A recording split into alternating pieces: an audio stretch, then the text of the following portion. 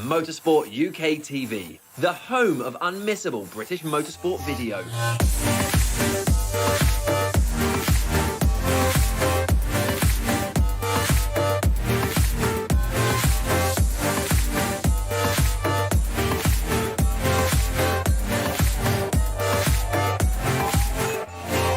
Bringing you all the action from the British Championships.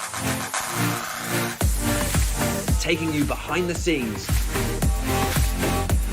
Giving you top tips to succeed in every discipline. Showcasing the best equipment. And much, much more.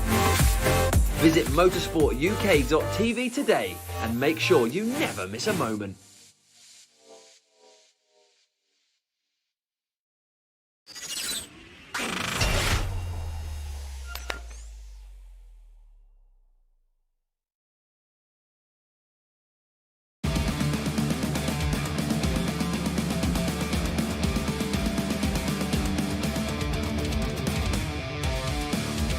Well, hello everyone, welcome along to the Motorsport UK Esports GT Challenge here on iRacing as we go racing for the season finale around Silverstone. A tight championship building up into this moment with prizes on the line and difficulty on the horizon across a 2-hour race and a sprint to the finish to go and claim said prizes. My name's Lewis McGlade, alongside me in the competition box is Paul Smith. Welcome, hello. We should be in for a little bit of a fun one, a nice little casual run up towards that checkered flag. Well, it's going to be casual for us, but not for the drivers out there on track. They're certainly going to be pushing it to the extreme. But as you pointed out, championship finale, 3-round championship, and certainly there's plenty of prizes for the top 3. Yeah, you can see it there on your screen. Basically, we're dealing with 2 driver teams here, and so for first place, it'll be an hour each for each of those drivers in the base performance simulator, which I know a lot of pro drivers in the world of motorsport do also use. Second prize across the both classes, GT3s and GT4s, will get British GT hospitality tickets at a round of their choice. Of course, there is one more round of British GT left to go this season at Donington Park, and then the whole season beginning once again at Alton Park next year. And then third place being for general admission tickets to a round of their choice for a British GT weekend. If you win one of those, the big negative is you might bump into me at a race circle. We won't talk about that too much. Silverstone, difficult one. Obviously, done Donington Park and Snetterton. We haven't seen those races, but they have been to them. This is a very different style of circuit to go racing at. It's a lot wider. It's a lot more open with it being a Grand Prix venue. Certainly, it's going to be an interesting challenge for these drivers. You know, I can't think of much more different than Snetterton than Silverstone. It certainly gives these drivers a tremendous challenge out there, and to see themselves over 2 hours of racing. Yeah, certainly so. Well, we'll take a look. We said it, by the way, it was a championship. We'll take a look at the points coming into this. Locked on the same points, the 2 Kimura racing cars. This is in the GT3 category. Outside chances for Team Loose Spurwing to get involved, but kind of a bit unlikely when those two have been fighting at the front, you know, sharing top honours across the races so far this season, looking pretty strong in their positions at the top. In the GT4 category, we'll see about how tight things are over in that neck of the woods. A bit more of a lead, a bit more of a distinction in that one. The Muriel IO racing car having about a 12-point lead over the Sim Racing Collective. So a little bit tighter and a little bit more open in the GT4 perspective than it is in the GT3s. And by that, I just mean the fact that there's 2 Kimura cars sat first and second. But when you've only got 2 rounds, you can't pull out a big championship lead going into the final. So it's kind of winner takes all. It's still on the line, and when you think there's 55 points for a win here, there's certainly plenty of opportunity for teams, not just in first and second, but down the order as well. So never say never in a series like this, and certainly there's going to be some opportunities for some teams to get themselves some prizes. Yes, absolutely. And yeah, they'll be fighting hard for those, absolutely no doubt. We are in qualifying at the moment, just 4 minutes left to go. If you've been on iRacing, it's actually a very similar time of qualifying to what you'd normally see. 10 minutes on the clock, so 2 minutes longer than normal, mostly courtesy of the fact of sheer big track. But you only get 2 timed laps to put onto the board. So basically, it's you've got to be fairly perfect around here. And it is not an easy circuit to be clean and perfect around. Counter to how things are in things like British GT, we are using the modern start finish straight, the wing. Obviously, British GT uses the national side, the old pit lane, but we are using that new one. So that'll be fun for me to see some GTs diving into that pit lane a bit later as we ride on board with Yaroslav Simula.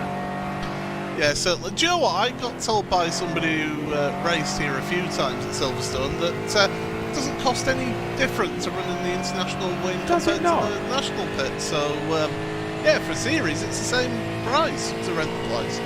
That is, see, that I didn't expect. You would expect it to be far more to run out of the wing, and that's why people do it. I think it might come down maybe to paddock size as to why a lot of championships run out of the old pit lane, because it's just, I think you've got a lot more space to use in there. But alas, we'll see the finale of this qualifying session, see if Sabu's got any improvement onto the clock. Well, he's yet to set a lap time here, so this is going to be important for him to get a lap time in. 2 minutes 10.6. Semper Racing up to 4th place, 8/10 off of current provisional pole position, as a couple of your GT3s are also finishing off their laps as well.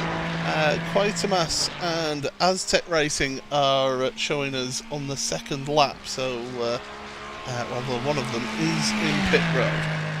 Yeah, those being down towards the bottom end of our standings, basically in game. So we'll expect them to at least set a lap time towards the end of this, but maybe they've already kind of exceeded track limits on whatever lap times they're on. Maybe they've not gone out and are fairly content with starting at the rear of what will be an 11-car GT3 field. We'll see James Smagglesgale come into that final section of the corner in the new Ferrari 296. We'll talk about that a bit more later on. Out through the final corner. Let's see if there is going to be any improvement on lap time. 2 minute 4.6 the Aztec racing car goes. So yes, an improvement on the rear of the field, but obviously only 9th in class. Yeah, so we're just waiting on, I think, 2 cars right now, both of them GT4s. So this is the number 45, your championship leaders then of Muriel iRacing, Daniel Thomas behind the wheel, and well, they want to finish off on a high. They've won the first 2 rounds of the championship in GT4, so that they know that they're on a strong footing. But as we touched on, it's not a gimme as to if you're going to win this championship here.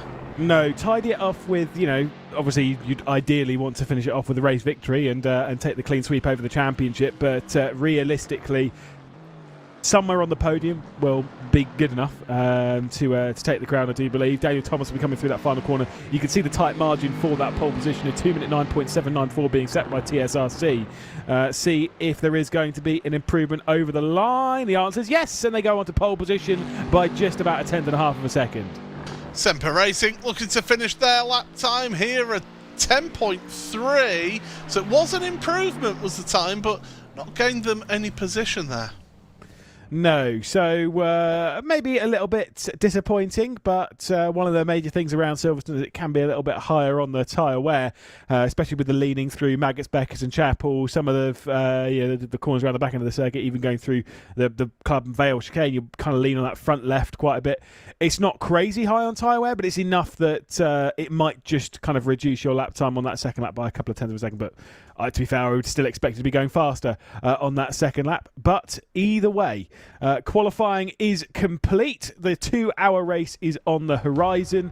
And Kimura Racing have pole position and the front row locked out in the GT3 category. Matt Caruana will be starting this one from pole position alongside Phil Ansell. Of course, those two fighting for the top crown of the GT3 classification and the prize pool. Team Lou Spurwig moving their way up the order in the final parts of that qualifying session with 89 Motorsports and TSRC, with the first of the 2 FR20 sim racing cars, that one being the red, closely followed by the blue, only a few tenths of a second behind in that 7th position. Adam Grevison behind the wheel of that one. The TB64 Esports car will start from 8th before we get the Aztec car. That was the one that set the final lap time of the GT3 classifications, meaning that 11 tenths Racing will not set a lap time in that qualifying session, nor will Quartermass Racing. The pair of them will start from the rear of the GT3 field, but ahead of the GT4s, where pole position was taken by championship leader Muriel.io Racing. Daniel Thomas with that final lap time in qualifying intensifying, getting one over on the TSRC car of Kieran Sharp.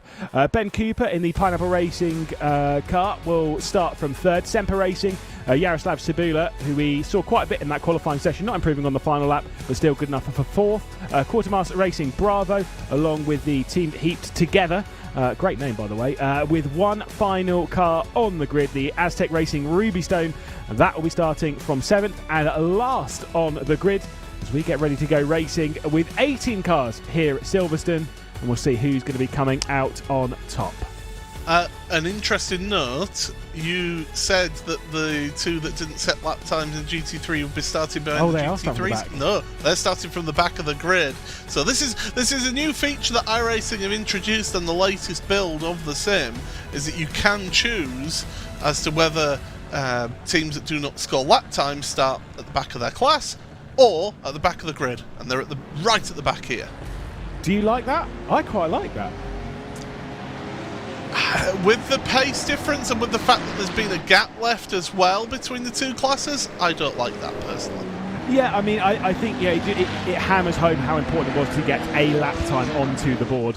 And like you say, there is going to be a lot of pace differential. They should hopefully be able to navigate their way around the GT4s with the 11 tenths car and the Quartermaster Motorsport car and get the head of that field without causing too much trouble. But in the GT3s, we'll come through the final complex of corners and we'll begin our race here at Silverstone. It's a decent start from the 716, the Kimura Racing car.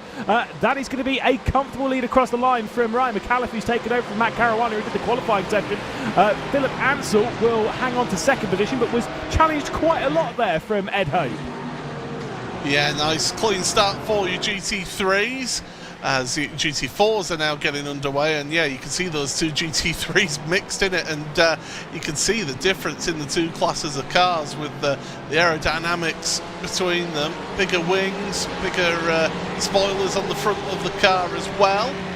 That's where the big difference of the two categories are, that massive difference of aerodynamics. But the front, the GT3s at the front there, they've kept it clean through the infield section, which is always the real worry for us on the opening lap of a race at Silverstone. Just in a bit of contact there from the TSRC 88, Jack Southfield getting into the rear end of the Team Loose Spurwing car. The 89 Motorsport actually dropped a position on the race start there to 5th, so Conan just dropping back down the order, but nothing too major. You will not be able to miss that Ferrari at all, because it's got an interesting livery. We'll discuss that, I'm sure, at length as this broadcast goes on. There is further navigation of the 11 tenths racing car. I believe now has passed the race leader in the GT4 category. Not quite the same level of speed from the Quartermaster Motorsport car, working their way through the GT4 category. So that's a tidy start from the, to be fair, from both of those GT3s starting in that GT4 pack. So easy to trip up over the other competitors, as here comes some racing. This one's the third. Yeah, and and the thing is that Kimura, this is for third. So Kimura are just starting to break away at the front a little bit. Meanwhile, Team Loose Spurwing and TSRC 88, they're together, and it's quite close between them. For me, you don't want to be fighting too hard, but at the same point, you also, if you feel that you are significantly quicker, you want to move ahead and try and keep with those leaders right now. Yeah, but they are checking out very quickly. It's already, I'm expecting that we will probably see some infighting between the two Kimura cars, but at the moment they've pulled, between the pair of them, a second over the rest of the contingent. There is a look at our race leader, Ryan McAuliffe, behind the wheel at present, pulling away a second over his teammate, a second then further back to the Team Loose Spurwing car, and the groupings behind remain quite close, but nothing too major. I don't think anyone's close enough to go for a big move going into Brooklands. That might be slightly different in the GT4 category, though, because the Muriel.io racing car feeling a lot of pressure from TSR. It's not looking quite as comfortable for them, but again, they just need to tick off a decent race. And you're absolutely spot on, as always, Lewis. You've got it absolutely right, that all they need to do is just run around, get themselves decent points. They don't need to push too hard, and if somebody does make a bit of a move, a bit of a dive, then, well, let them pass. It's not the end of the world if they do. It's better to be still in the race and competing than in pit road you're having to use a fast repair. Yeah, if you've ever done a race where you're just trying to gain safety rating, you'll know exactly what that kind of feeling is like, just keeping out of trouble. If you've not done a race where you've tried gaining safety rating, either you're the cleanest driver I've ever seen and very good at avoiding crashes and stuff, or your racing license is still in C, and that's the reason why. You've got to have those races every now and then to kind of like guide your way through it, and without taking too much risk. It's kind of where the Muro.io racing car is at the moment, but there we go. There's some of those things they can ill afford a little bit too deep going into the Becker's parts. Magnus Becker's at Chapel actually has brought this fight really, really tight. It's going to be very close into stone. It is, and these Mercedes, they're really good in the straight line, but when it comes to the corners, there can be, depending on your setup, a little bit understeery. Trying to go around the outside of Stir, that's brave. And they're still going to stay side by side as they're heading through the Vale into Club, onto brakes. And now the 99's got that crucial inside line, can dictate things, but you can get on the power earlier on that outside line, especially if your other car competitor is engaging the cloaking device. Yeah, certainly. So the Pineapple Racing Club car there, Ben Cooper around the outside into Abbey, will complete the move now, but it's a second lead for the Muro.io racing car. That side-by-side in that final sector has allowed them to check out exactly what they wanted. Again, the defensive line is being taken now from Ben Cooper, trying to fend off Kieran Sharp. Also, you've got to worry about Jaroslav Sabula, who's joining this fight in that Semper Racing Aston Martin behind. So very tight stuff. They head up through Aintree, they look down the inside and firing it straight. It's fantastic racing between these two. It's not conducive to good lap times, but it's exciting nonetheless. Oh, it's great for us to watch. We got to keep this up all race, is what I say, if they're going to keep this going between the two of them. And Sabula right now, I think he's playing a clever game here. He's just sitting behind. He's rocked up behind them now. He's getting a slipstream. He can lift and coast as well, going into braking zones, into the corners, so he can get himself a bunch of fuel saving, so that when we do get to the point of the race where they do need to make their pit stop and change driver, then they can actually take a little bit of a shorter pit stop by not having to put as much fuel in. Yeah, exactly. I like the idea, trying to already try and treat this as something where you can gain some reward by doing things like fuel saving and something like that. It can be a little tedious, a little uninteresting, a little boring for the drivers, but sometimes it gives you a little bit more to think about when you can't actually make those moves. And if you can't make those moves, well, then you might as well gain some advantage from being in this battle, and that can be from lifting and coasting. Also, it would give the TSRC car and the Pineapple Racing Club car a little bit of an opportunity to get further down the road to try and close back in on the Muro.io Racing Club before they check out. But at the moment, that gap hovering around a second, it is on the cusp of breaking that slipstream, and then if that happens, I get a feeling we won't see the Muro.io Racing car in this GT4 unless they make a mistake or have some issues with traffic navigation from those GT3s a bit later on.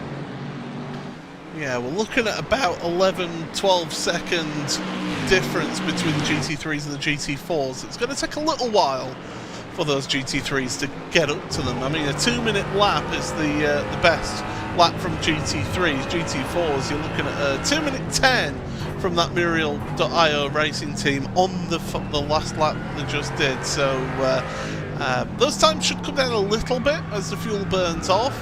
Not particularly got a hot track out there either, just 25 degrees Celsius on this part of the cloudy day. So it's pretty much ideal conditions for these drivers. I was going to say, it sounds perfect to me. 19 degrees ambient, 25 degrees track temperature.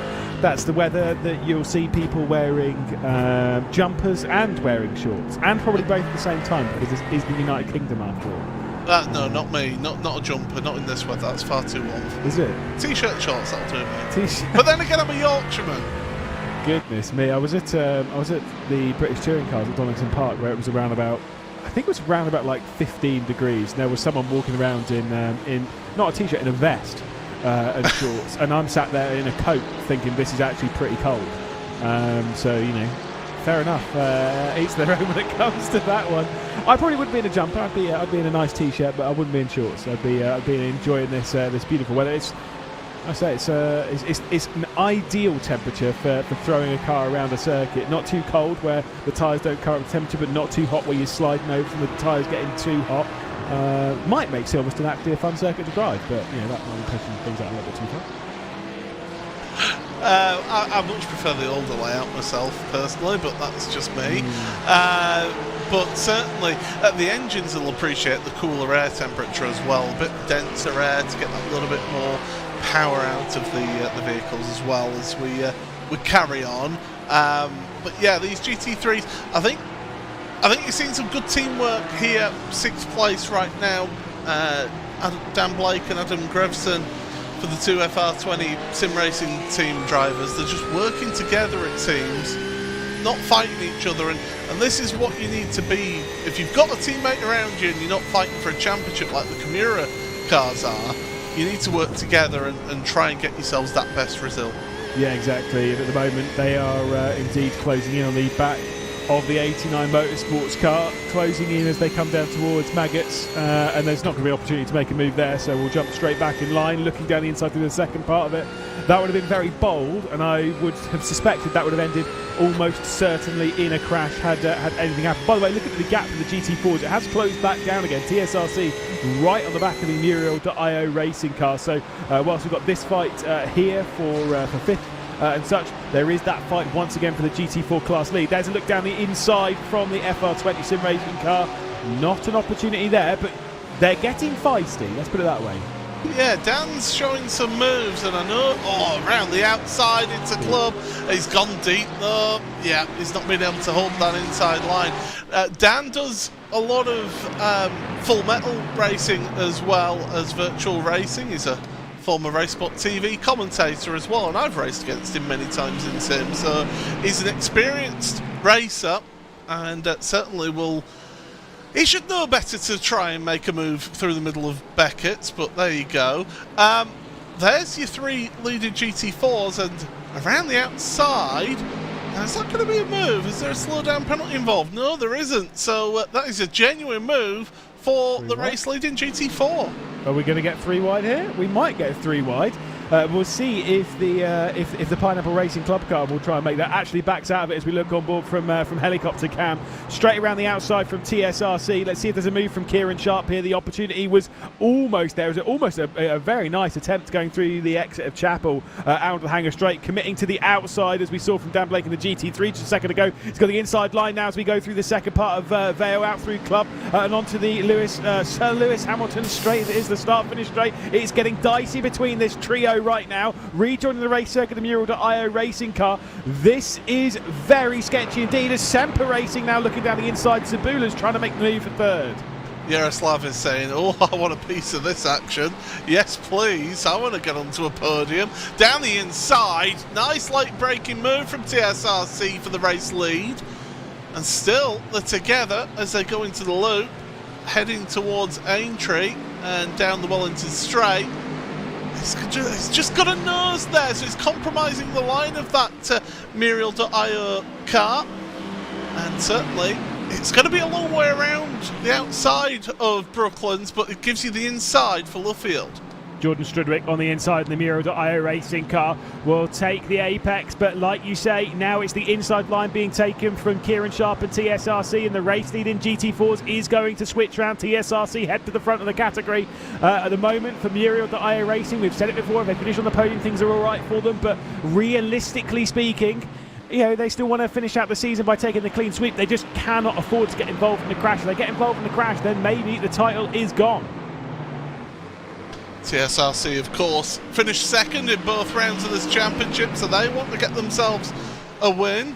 That Muriel team winning the first 2 rounds as well. That's a big moment there for that Pineapple Racing car. And Semper Racing, you don't need to ask Yaroslav Sabula twice to whether he wants to make a move. And it's changed it up, so there's not going to be 4 battling for the race lead. Ben Cooper feeling the pressure from Semper Racing's Yaroslav Sabula, who will get to the inside as they head towards Stowe. Will back out of it though, thinking big picture here. That gap has grown slightly too much between second and third, now up to 1.5 seconds. And we'll have to wait and see now if the Pineapple Racing car will be able to close that one back in. I would suspect, with a little bit of patience, yes they can. That's the important thing, though, at this point. You've got to remain patient.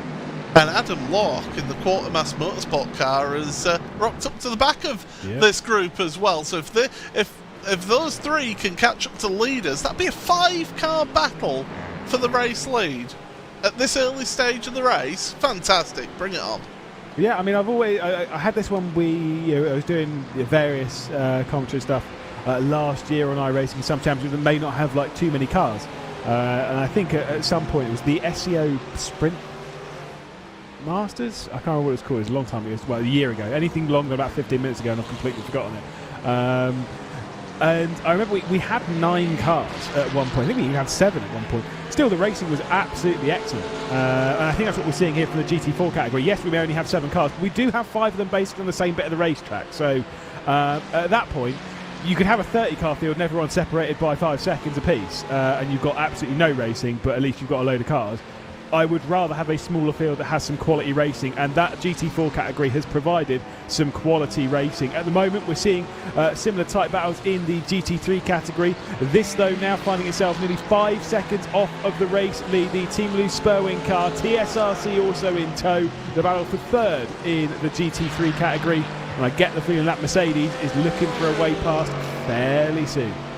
And it's, of course, battle of the German brands here as well. Porsche versus Mercedes. You've got rear-engine Porsche 911 GT3R versus the Mercedes AMG Evo 2. And that's a big moment there for Dan Blake. Yeah, there was, let's put it that way, there was space between the pair of those two when they got into that corner. Dan Blake being sent off, courtesy of it. Unfortunately, I mean, was trying to make it stick around the outside of left field, which is a brave call, let's put it that way. Unfortunately, getting tapped out there.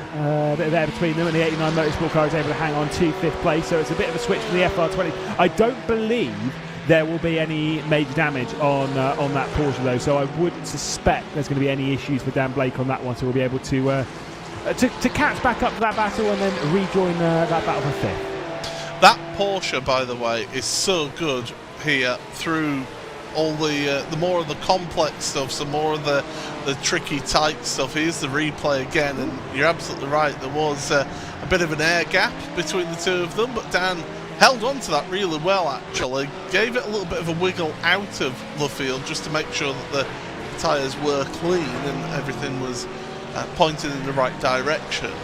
But that Porsche is so good through the twisty stuff here.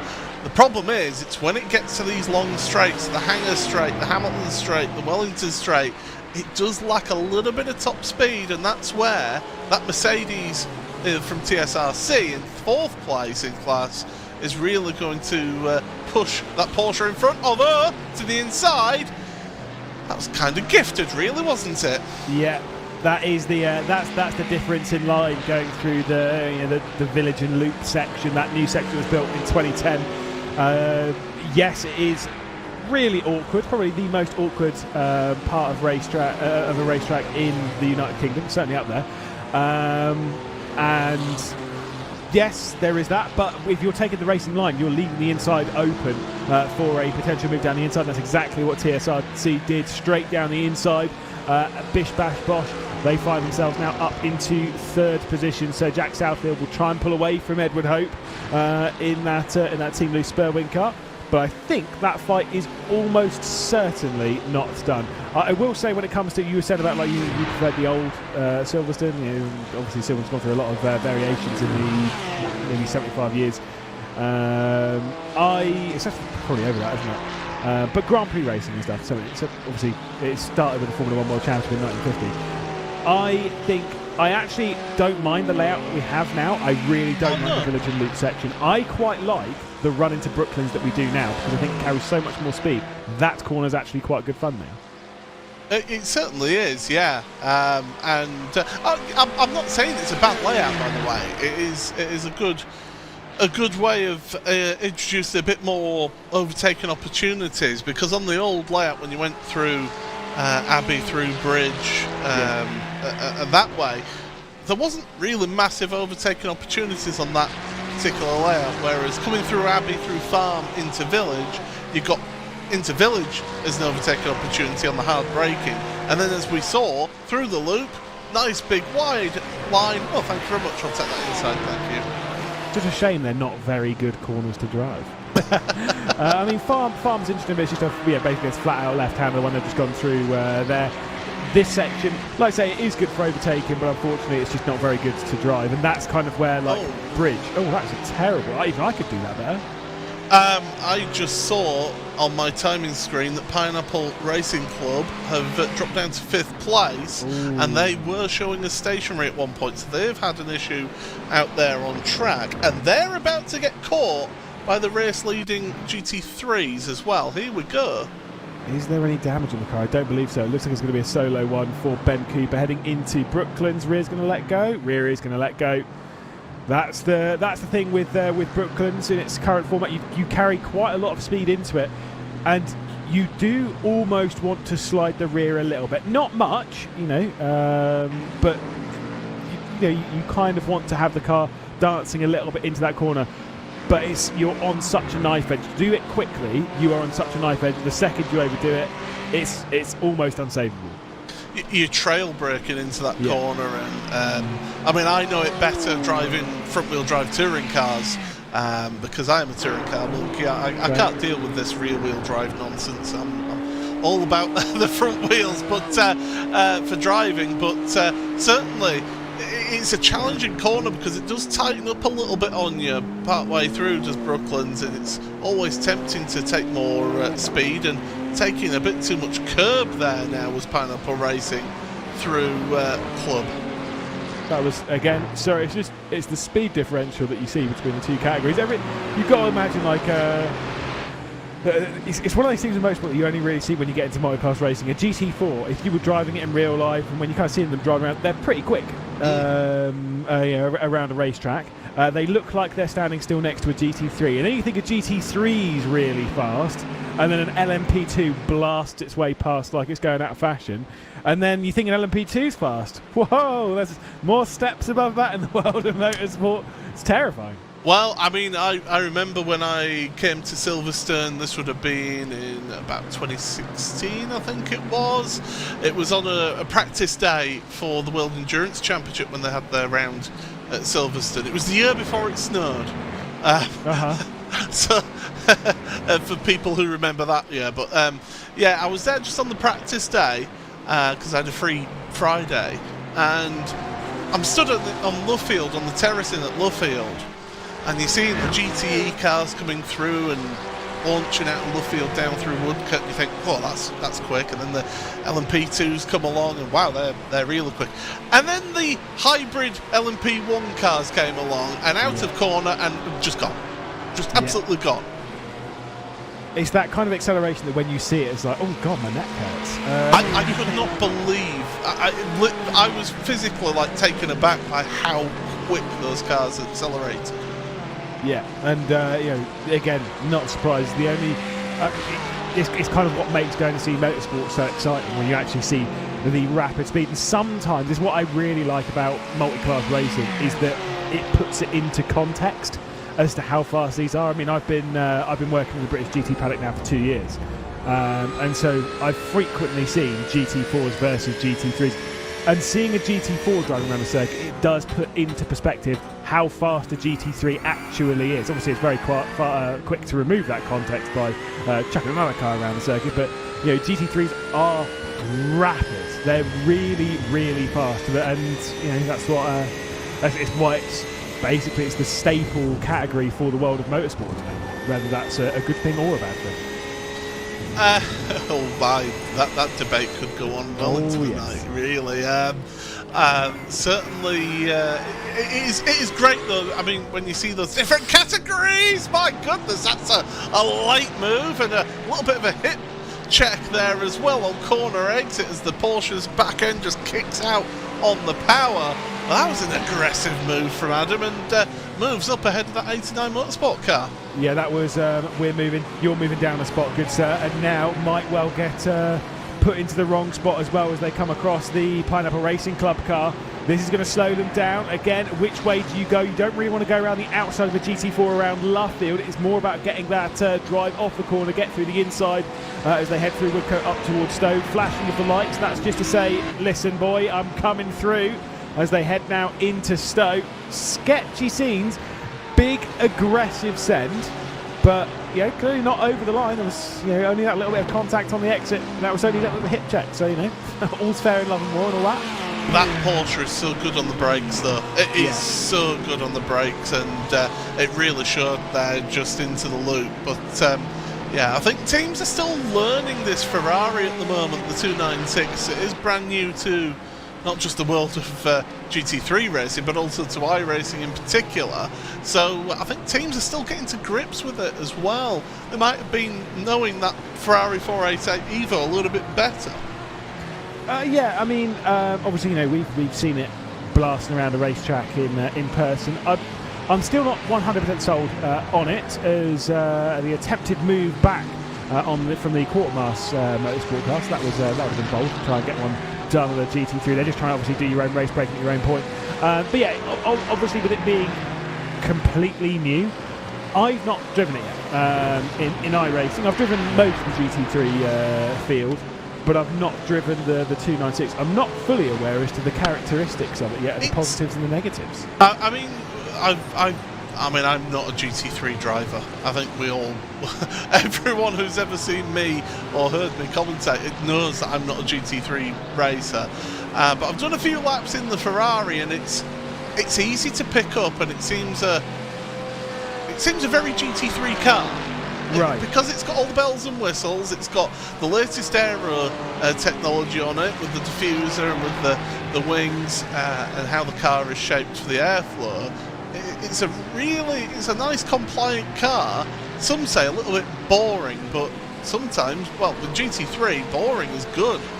Yep, that's why when we went, me and a few friends did the iRacing Spa 24 hour, we took the BMW because it was probably the most boring one to drive at that point. If anything, it just understeered quite a lot, which I can deal with. When you get snap oversteered like you will in like an R8 or something like that, that's when you're backing yourself into a problem. So boring, especially in this, is good. Obviously, with a lot of these cars, GT3 racing is designed for the thing that it's designed for AM drivers quite a lot, right? And the thing that gets me with that is that a lot of people think that AM drivers are all bad drivers. They're obviously not. They're very good and very competent drivers, but it is more designed for the AMs. They're still going to blast it around the racetrack, but it needs to have a little bit more like the ABS, the TC and stuff like that that's actually works nicely to bring a good lap time, rather than just being like, the throttle will turn off when you get a little bit of a slide, which is not helpful. Yeah, that's I think what they call in the world suboptimal in the world of motorsport. If ever there was a Ron Dennisism, that's it. We carry on looking at your leader. I mean, they've been able to gap out nearly 2 seconds now over the teammates. So Kimura sorting themselves out really in terms of the championship. As we said, they were even coming into this round, and it's the BMW.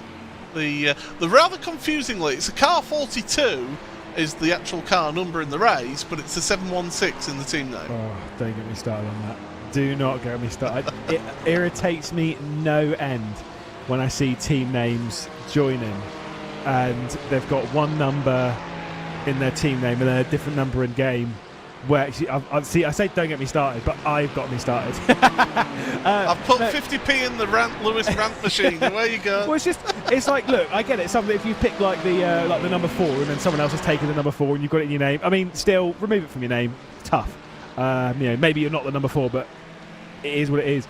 But when you've got like the number 716 in your name, but then you've got the number 42, it's like just pick one. Like just be the number 42 and then remove the 716. Anyway, no, it's fine. It's fine. You're absolutely right. You know, those two fighting for the championship, they're locked on points coming into this. So it's between those two to sort it out as to who takes the top prize and an hour each in the base performance simulator. Thanks to Matt Caruana, who's just said sorry about that, boys, in the chat. I'm fuming. I'm still angry. Oh, do you know what? I'll bring this up on the British Formula 4 Esports Championship on Wednesday. I'll still be fuming about it then. And I actually joke about that, but I know what I'm like. I will absolutely bring that up. It's the Martin Haven rubbing off on you there a little bit there, isn't it? I've not worked with Martin for a while now, so it's fine. It's I'm calming down a little bit, but I'm sure, you know, when I get to work with him again, yeah, it's just going to be just fuming at everything. He showed me a book that he got from Jota at Le Mans, which was a book that they'd made that was I can't remember what it was called. It was like spotting the difference between the Jotas for dummies, because the two Jotas had the same livery. Right? And they were like, no, they're not the same livery because we've got different coloured wheel nuts. Like, brilliant. Okay, we're going to see that cool. at 200 miles an hour. Yeah, which is exactly. So you know, you're starting to sound like Martin Haven. Oh, dear. I've worked with Martin as well, so. Yep. Oh dear, bless him. Either way, things are starting to spread apart in this race. It's still fairly close to the race lead in GT3s, 1.5 seconds between the pair of them. But of course, here you've got the 89 Motorsport car closing into the back of the FR20 Sim Racing blue car. The Sim Racing red car has dropped off the back after that slide earlier on, but we're still halfway into this first stint of the race. So if you control your tyres after a slide like that, you can generally bring yourself back into it. It usually takes quite a few laps, though, doesn't it, to bring those tyres back in when you've had a slide, and before you know it, your competition that you were fighting with are down the road and checking out on you. So yeah, Dan Blake, he's just got to keep his head down. I mean, his last lap was faster than the 89 Motorsport car in front of him, so by just short of 200ths of a second, but it's still faster. So Dan must have those tyres back under control, and he's putting in some good lap times right now. I'm fortunate that my timing screen actually gives me a 5-lap average as well, so I can see what the average lap times are as well. And the leaders, actually it's the 52 of Kimura Racing that are actually just short of 0.3 of a second a lap faster at this stage of the race. And more importantly, do you remember what the gap was where I literally mentioned it about 30 seconds ago? About a second and a half, yeah. And it's now a second, yeah. It's obviously ebbing and flowing. One of the things with the Kimura cars is they've picked two different cars between those two. So there will always be a bit of ebb and flow around a circuit, especially like this when you've got such variance in how the circuit is. You know, it's not just a small, tight and twisty circuit. There's so much difference between how sections like Maggots, Beckers and Chapel react to sections like Vale, and then the Village and Loop section where they're all like slow speed and stuff, and then just of course the straights, like you said, you've got the old start finish straight that they're on now going towards Cox. You've got the Hangar straight, you've got the Wellington straight, you've got the Sir Lewis Hamilton straight, which is obviously a little bit shorter, but still, there's a lot of variance in how the cars work. But it does seem as though there is an advantage starting to favour a little bit towards that number 52. Could obviously be maybe a little bit of tyre wear, or it could just be them trying to put on a bit of a show. I kind of doubt it when there's a prize on the line, but still, winning's everything for sim races, right? Whether you win by by a second, 30 seconds, whatever, you just want to win. I'll tell you one thing, is that BMW is known for being a little bit more tyre wear on its front tyres, and when you consider we've got some long radius medium to high speed corners here, with it being a front engine car, it is putting a lot of wear through those tyres, especially that front left around here at this venue. So it'd be interesting to see how that goes. I mean, me and Lewis could talk about tyre failures until the I was literally about to bring that up. with what happened when we were our first ever time working together, and it was tyre failures left, right and centre. Well, mainly left. It was the first time we worked together, and it was also the last time we worked together. Yes. Recently, but yes, there were. I can't remember how many punctures there were. We're talking about the Prevented 24-hour series race at Monza. I think there was one team. I think there was more than 20. On one team, it was a good sort of 6, just in the first 6 hours of the race on the Saturday. It was absolutely mad. I mean, when I was down in the pit road on the Sunday, there were teams literally with washing up liquid, trying to see if there was any little pinhole punctures in the tyres. So that was the level. But it was extremely hot that weekend. It was. Oh, I remember the commentary booth. With the flying ants, yes, exactly. Yes. Monza is an interesting place. I think the important thing to know is that we've been fortunate enough to visit quite a lot of race circuits, it's sometimes it just gets damn hot, and tyres and damn hot don't tend to react too well. That's why if we're racing in these temperatures in the real world, we wouldn't be seeing too many tyre issues, courtesy of being pretty optimal. I think that's why you're seeing the Kimura 716 start to pull out once again to 2 seconds of lead. I wouldn't suspect, generally speaking, that there would be too many tyre issues for anyone today, really, at all. Like, I'd still expect to see some very solid lap times towards the end of the stint, even in a car which is known for being high on tyre wear. Yeah, absolutely. And of course, at the pit stop, because you're going to be changing driver, and you're filling the tank up completely, because it's about an hour that the fuel lasts on these cars, you might as well take the tyres because they get changed at the same time, so you're going to get a fresh set of boots for the second stint, so why not use them up whilst you can in that first stint? Every time we do a BMW M Cup broadcast these days, every time Arjuna says that, I just like, you can see a vein throbbing in my forehead because I'm just getting really irritated. I do not like the fact that tyres and fuel are going at the same time. Not because it's a health and safety thing or anything. Obviously, it is how it is in the real world. It's the strategy. Yeah, it's like there's no quite. You just take 4 tyres and do the fuel. I always loved seeing drivers and teams being like, right, this is fairly high tyre wear, so we are just going to take all 4 tyres, and then other teams being like, I think we're good on 2, and taking those kind of gambles. We don't see those gambles anymore. It's very disappointing. I commentated on, and our producer Connery will probably remember this, on the VRS GT World Championship Series back in the day. And it was here at Silverstone, on the old version of Silverstone, where we saw the winning team, Core Sim Racing, win by taking a front left tyre only. Now that's good. That is good. I think it was Road Atlanta in the BMW M Sim Cup last year, where we had all 3 of the different strategies, which you can see in that, which is obviously 4 tyres, 2 tyres, and no tyres, were the 4 ones that you generally see. I love it when you see all the different strategies. It's just like, I have no idea which one's the best, especially when you see all 3 and they're all pretty close. But yeah, now, see, I don't know if that's me just turning into an old man, being like, oh no, I prefer how it was last year when we could do it. Rose tinted glasses and all that, but still, it's a travesty.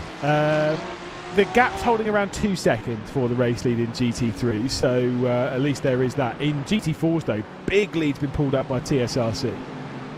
Yeah, that has surprised me a little bit, but maybe it's just Muriel thinking, let's just keep it steady away, keep a good pace and all that. But although they have had a couple of GT3s moving through their field right now, so there could be an element of that happening where if you catch GT3s as GT4 driver at the wrong point on track, so I'm thinking through club or through the loop as well, that can really have a big detrimental effect to your lap time, and then your competitor who you're trying to fight for a win over then gets that GT3 on a straight, just a little lift, yeah, you go past, I'm fine, and they gain so much time that way. But it can ebb and flow. It works. It usually works itself out in a race like this. Yeah, generally speaking. Well, we're looking at the Quartermass Racing or Motorsport car, the Bravo on the GT4.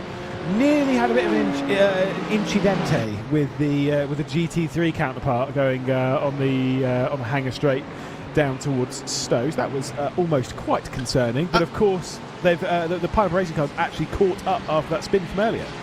And that was the quarter-mass GT3 trying to get past its compatriots in the GT4. Yeah. So a little bit of indecision and, am I going left or am I going right? Oh, I will go right then. That's the difficult part. I mean, the easy part is for the GT4 drivers. Just race your line.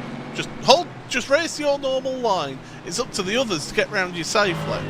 Yeah, exactly, and it's why generally, I always say it when it comes to multi-class racing.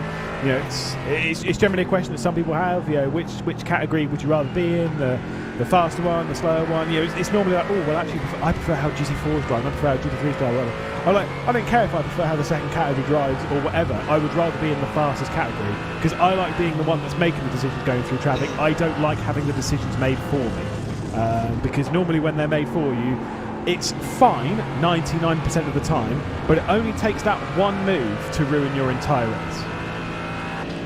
I've had that many a time. Racing at the Nürburgring, for example, in the iRacing Nürburgring Endurance Series, getting wiped out by GT3 drivers deciding to dive bomb me when I'm taking my line through Schrabenschanz and really quick corners at a one line when you're all driving a front-wheel drive car. And yeah, it's not pleasant when you have those other cars making that decision for you. Ben Cooper, though, is trying to make the decisions for himself in that Pineapple Racing car, and there was a little bump. Yeah, he went in a little bit too hot there into Stowe, and it wasn't read perfectly from the Quartermass Motorsports Bravo car. So trying to get the up and under going through Stowe, contact between the pair of them. You can see the damage on the rear left of that Mercedes. Shouldn't be too major, but to be fair, I think they're both quite lucky that didn't get any worse. Always when you get that front to rear contact going through Stowe, there is a huge risk of basically both of you ending up in the gravel trap that's on the left-hand side and that massive tarmac runoff. So that was a little sketchy. We'll take a look once again at that incident, but like I say, I think it was just a little bit too deep on the brakes. Yeah, two different lines meeting in the middle.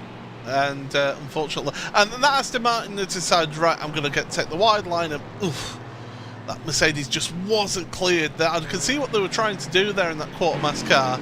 I think you were a little bit right as well with that Mercedes going a little bit deep as well. And the two lines just came in. Ooh, now we've got a pitter from GT3. Interesting. Now, are there smaller fuel tanks? I'm not 100% no. sure. Because, like, typically speaking in GT3 racing, and in GT4s, we're expecting these to go for an hour. It's not faster to do 2 pit stops generally around any circuit, unless the pit speed limit's so high, which is not really around here. It's quite slow. It is the fair driver rule is in place here. So Stephen Hobbs jumping into that FR20 Sim Racing Blue car. So change of driver for them, as also TB64 Esports are onto pit road as well with Ted Bowman. So if you've maybe not started with your faster driver and are just getting their stint out the way and then get your faster driver in, or I don't know what's happening here. Yeah, see, I would still be like, look, even if you had Max Benneker or Josh Rogers behind the wheel of the car, although to be fair with those, no, fair enough with those two, yes. But what I was going to say, even with a really fast driver in the car, you're not going to effectively make up a pit stop, which it wouldn't be a full pit stop, it would be basically a splash and dash. You're probably not really going to make up the 20-25 seconds by the difference in the two drivers in that 20-minute period, which is how far you kind of have to make it up by just doing that extra 20 minutes and taking it to the full hour. I'm not sold on that. I'll just put it that way. I think that is not the right decision. Then again, I'm in the commentary box, so who knows? Well, Ted Bowman actually stayed in behind the wheel of the car. It's even more bizarre. Yeah, so I don't know what the play is there. and hopefully we'll get some interesting takes on that from the drivers to find out. I'll be interested to see what plays out. But for me, you pit once because the pit lane is so slow here. Yes, you do cut a considerable part of the track here actually on pit road on the international layout, but still it's a slow pit lane here. You just pit once and just take the least hit. Yeah, indeed. I can't remember what the speed. I think it is 60k around here. It was a very slow pit lane, mostly courtesy of the right-hander before. As you go into on the run into pit lane, and also 80. because of where the start-finish line is. It's 80. 80. Oh, there you go. I mean, still, no, it's not that slow actually. That's not. That's just normal. That is faster than I think that I thought it was, and also I think it's faster than it actually is at Silverstone. If memory serves, but I guess it kind of changes per series and stuff. So who knows? Alas, that is the case. I still just don't think pitting twice is the option, but who knows? We will find out in due course. There is a look down into pit lane. It is an odd pit lane, it's sunken down quite a lot, because you never really realise how uphill you run into Abbey until you. When you're looking on TV, I don't know what it is, but I always feel like the pit lane looks like it's more going downhill than it is the track going uphill. It's very bizarre. It is extremely bizarre. Is that pit entrance and the pit lane, especially the run out of pit lane when you just see the huge, tall, how high the pit wall towers over you. Reminds me a little bit of Brands Hatch, because that has that a little bit as well with the pit lane. But yeah, it's nice and level, but then you get to this end of the pit lane. The pit lane itself is level, but the track, it just rises up into the Abbey and Farm corners. So yeah, there is that elevation change. For such a flat circuit, that is by far the most elevation change around the entire place. I mean, also when it comes to yes, of course, the flat circuit, because it's old aerodrome. I mean, you can even see it there, how much you rise up and then drop back down into Brooklands. Yes, you wouldn't really notice it whilst walking, or even if you were like riding a bike around here, you don't really notice how up or down bits go. I will tell you that the first time that I walked Maggots, Beckers and Chapel, I didn't realise how much there is a bit of a hump in the middle of it, and you actually drop down into the final part of it before you go through Chapel and out of the I never realised that. You don't get that from really watching. You can kind of see it here, how you rise up and then back down into it. Yeah, and I think that's what gives that that final left in Beckett that little bit of understeer for you as well, because you are sort of crossing that threshold of the rise and then going back down into it. So we see the TSRC car, and you see it just come back down again into the final right-hander. It's not much elevation change here, just a few metres at this venue, with it being an old World War II airbase, of course, where they were training the Wellington bombers at pilots and crews. Interesting point about that is that back in World War II, my grandmother on my dad's side, she was down Weston-super-Mare, where the Wellington bombers were actually based. But did she work at Silverstone ever? Never at Silverstone. She did fly over it to Scotland to get some strawberries from one of the high-ups that went on a visit to her base. So that's a so basically, a very higher up in the RAF was going to inspect Weston-super-Mare, and the station commander was there. Oh, we've got to put on a good meal. We've got to make sure he's fed right. And my grandmother was one of the main cooks there, and she was there going, well, I'll need some strawberries for dessert. But it was right, get in that plane, one of the pilots will take you to Scotland, go pick some strawberries and then fly back down. Wow. Now, I'm irritated if I have to walk the 15-minute walk to Tesco. So that's... yeah. I'd hope they'd be good strawberries. I'll say that. That is quite a trek. as we ride on board with Ed Hope in the battle for third position now, with TSRC presently holding on to it. Hopefully they're not taking any trips to Scotland for strawberries anytime soon, unless they already did that. Oh, well, apparently they were good, so... I'd hope so. Yeah, I would hope so as well. Oh, these aren't quite right. Yeah, well... They've come all the way from Scotland, so, you know, enjoy them. Goodness me. I mean, I will say when it goes to the point of this obviously being an old old Air Force base and stuff, is very common for a lot of circuits in Great Britain, that they are a lot of them are, you know, old World War II Air Force bases. You know, Snetterton, obviously Castle Combe and that kind of area. They're all Thruxton. Obviously, it's definitely my neck of the woods. It's only circuits like Alton Park, which has a weird history, and Brands, which has a more normal history but still some oddities to it. I see, Alton Park's my oh my goodness! This is. See, that's where you're fighting for position in GT3, and then all of a sudden you get boxed in by a GT4. See, you can use those GT4s to your advantage if you're defending for position. But yeah, Alton Park, my all-time favourite track in the whole of World Motorsport. Is it? Personally, yeah.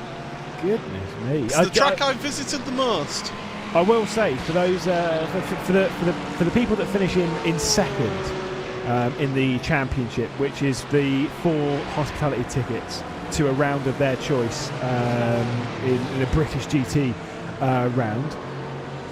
I mean, I would recommend either doing the Silverstone one, because it's the flagship event of British GT, the 3-hour race that happens around here. It's always quite a lot of fun.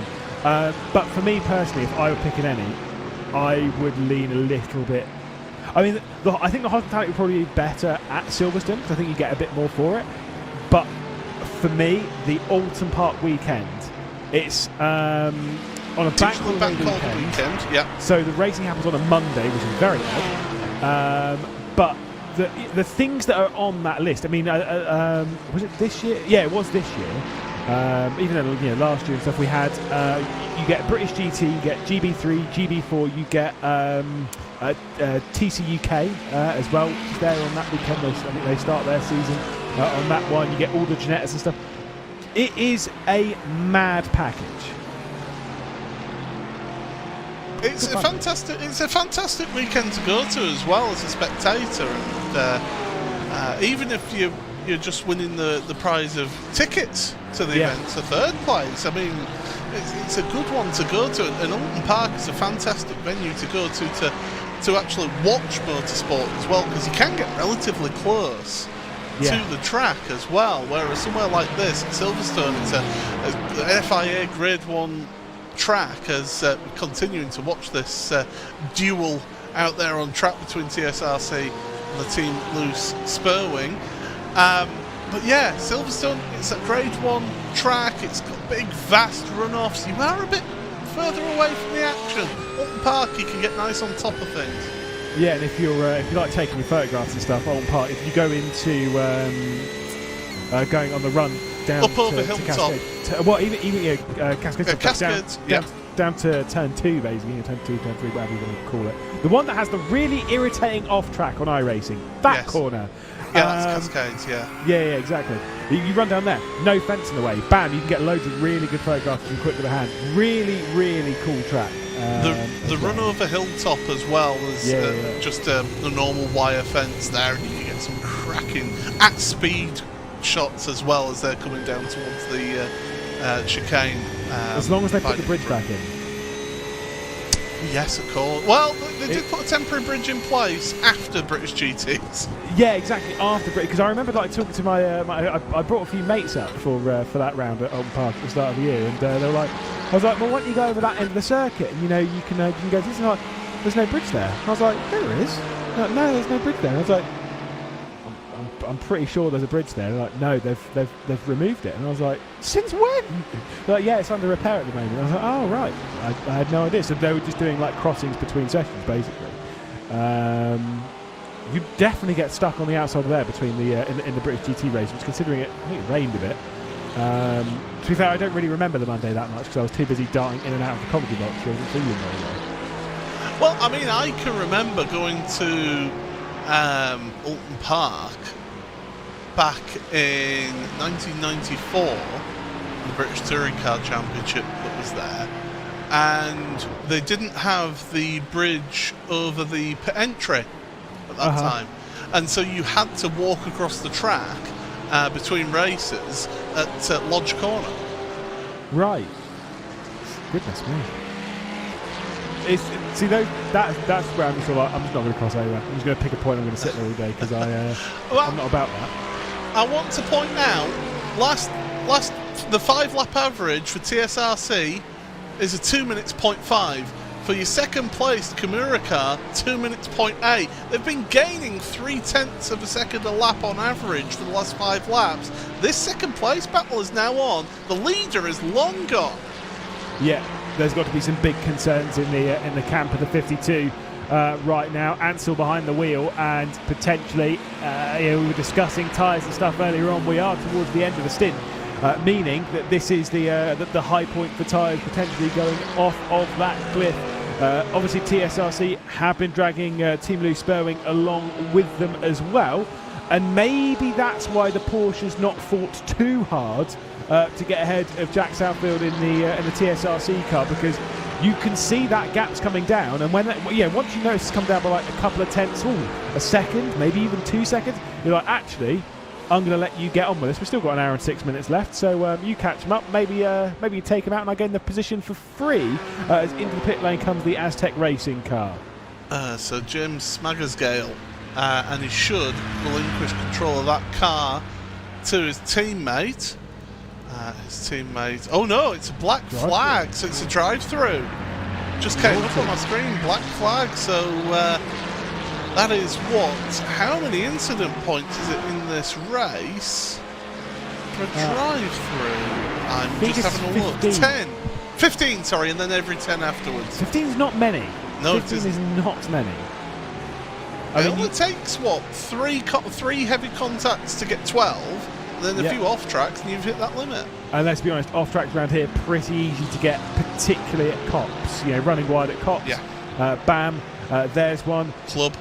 The Exeter Club, Exeter Stowe. You can pick up a couple if you're not careful, although there is quite a lot of leeway on the runoff there. With Chapel, you can get one, but you shouldn't be. Let's just put it that way. There's not many corners, outside of that you can really get one, but most certainly.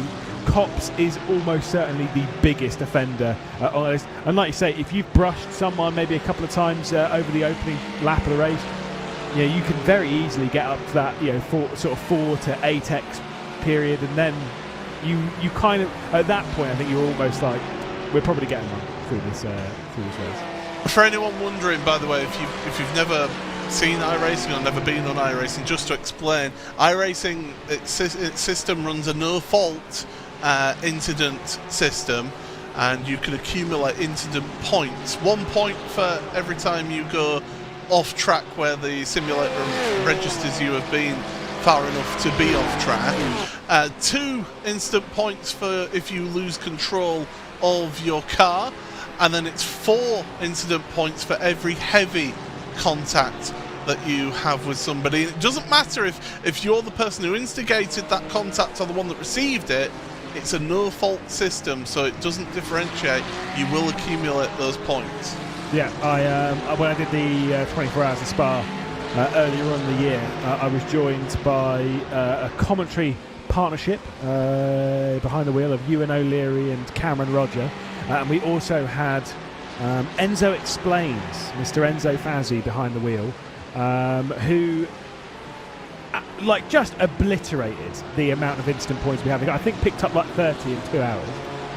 That's probably overdoing it a little bit, but it was in that. He picked up a lot. Let's put it that way. As here comes a little bit of a look round the outside. This is traffic they're trying to. Oh no, it's last place in the GT3 category, so that's the traffic letting them through. So that was the battle for second, the Kimura Racing TSRC and the Team Lou Sperwing car. Look how close they are now. They're insanely close. What I was going to say was I managed to get through the entire stint without an incident. 2 hours behind the wheel. apart from on the very last lap when I said to Enzo, I've actually had a really good stint here, I've not picked up a single instant. I hit the curb going into Pil, span into the wall, got 8 minutes of damage in the pit lane, but did get a 2x, so it wasn't an instant free run. I was fuming. So my invites, that team got missing in the post as they got into Maggots Beckett's. You were too quick for us, that's why. It's quite the opposite, I can tell you that.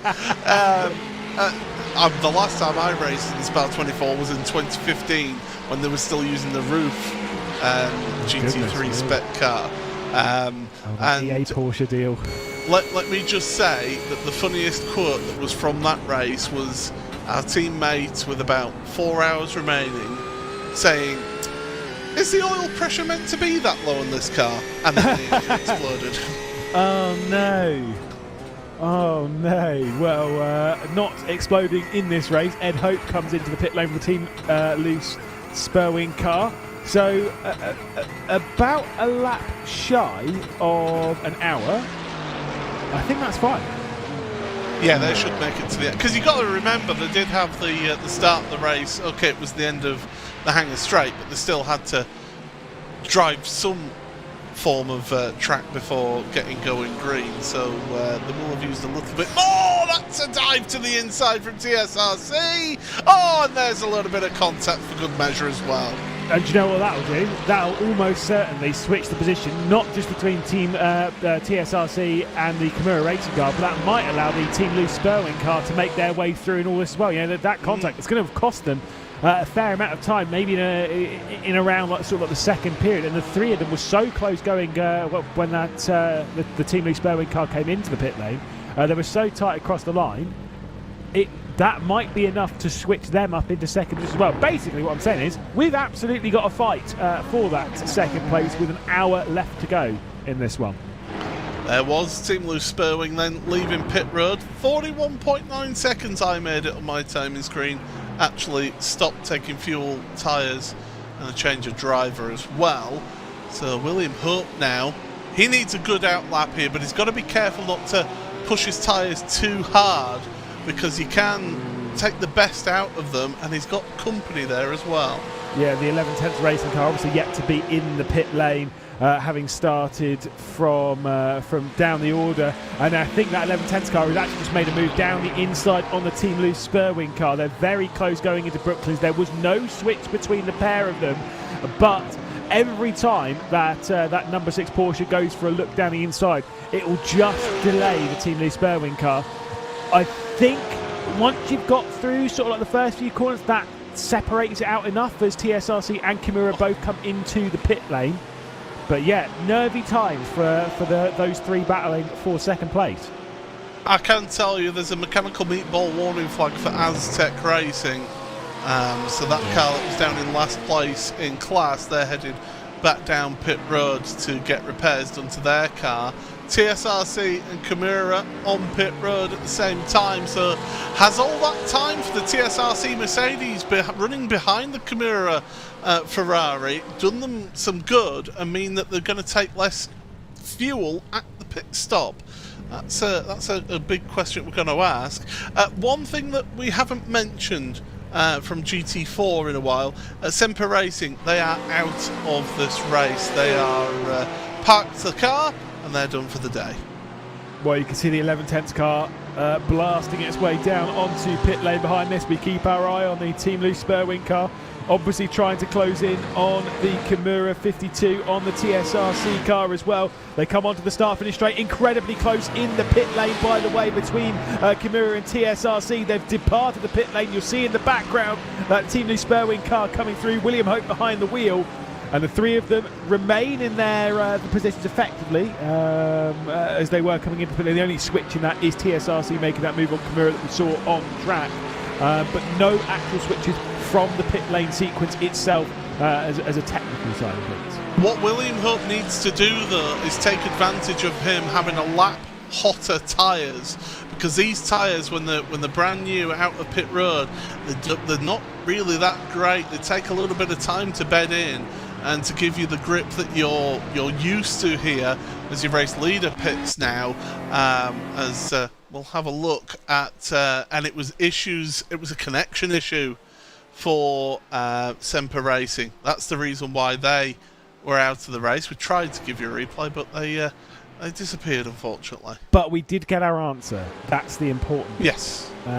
So at least even that replay shows the important information. Could be difficulties here for Kimura Racing.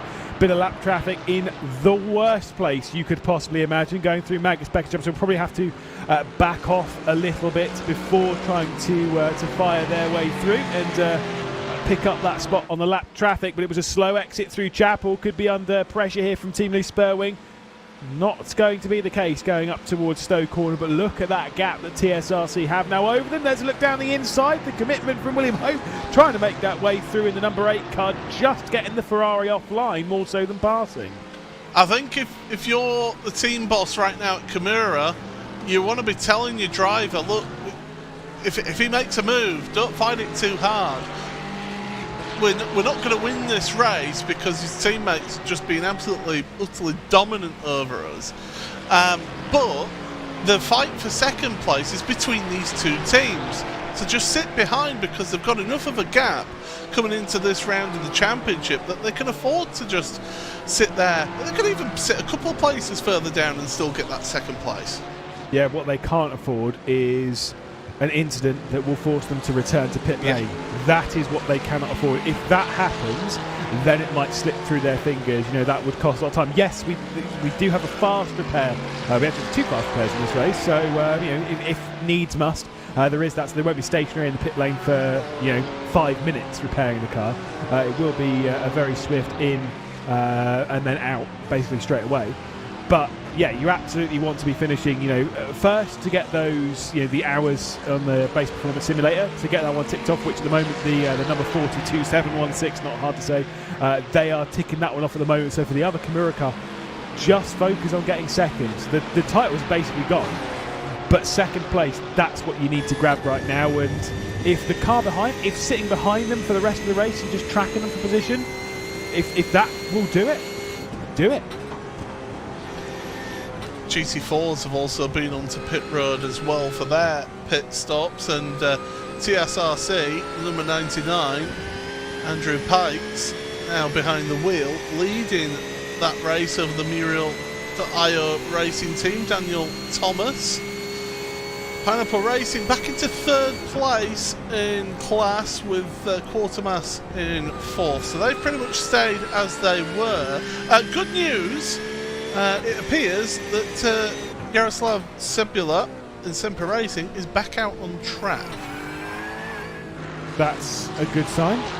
Obviously was involved in that fantastic fight earlier on in the race, the 5-way fight. But yeah, it's very disappointing. I don't see him with a teammate in session though. And we'll describe this a little bit. You need to have 2 drivers. You need to be able to meet the fair share rule, where you have 2 drivers. Oh no, actually, minimum drivers needed is 1, so you can actually have a single driver outfit. Sorry, I haven't checked the rules, but I do wonder if there will be a rule that will penalise you for having just 1 driver. So you're allowed to finish the race and get counted, but then there might be a post-race silence from the steward. To the rule book. You talk away, I'll have a look through the rule book. I'll visit Waffle O'Clock. You make a noise when you found it. If you found it, we might be talking rubbish. Because my only feeling with that is that if there wasn't a rule and I'm feeling fast in the car, then I might as well just do the race by myself. I don't have any friends, so even that would make me enter. Either way, Kimura under pressure here from the Team Lee Spurwing car. We saw a couple of bits of pressure earlier on in their second stint to this race, and we're seeing this one continue. Speaking of other cars, by the way, that don't have any switches on driver, because now we're kind of discussing this. Jack Southfield in that TSRC 88 car that's presently running in second position. No switch. That is just Jack Southfield. Was in the first stint, is in the second stint as well. Kimura do have a switch. It's Mert Menderes behind the wheel at the moment, and it's a switch between the 2 Hopes in the Team Loose Spurwing car. Ed Hope in for William Hope. So, under the regulations, regulation 2.1, Teams are required to enter the event and must have 2 drivers per team. Teams are permitted to submit changes to their entry any number of times prior to driver deadlines. But there's nothing actually saying that they can run with 1 driver, and yet in the session here, it's set up as a minimum with 1.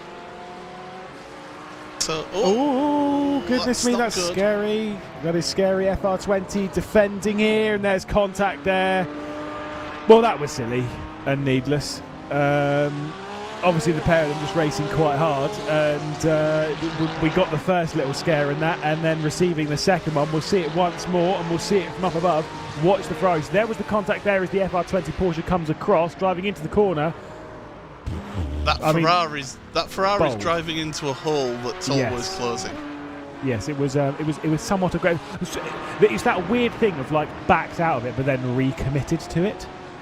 Well, the funny thing is that you can have it where you back out of a move, but in doing so, you're actually braking later because you've lost a bit of speed earlier, and then you realise, oh, I've not quite hit the brakes quite hard enough here, and you end up committing to a move that was never on in the first place, and yeah, it all looks a little silly in the end. And you do feel a bit of an idiot in doing it as well. Yeah, definitely been there and done that, particularly in my tenure of touring car driving.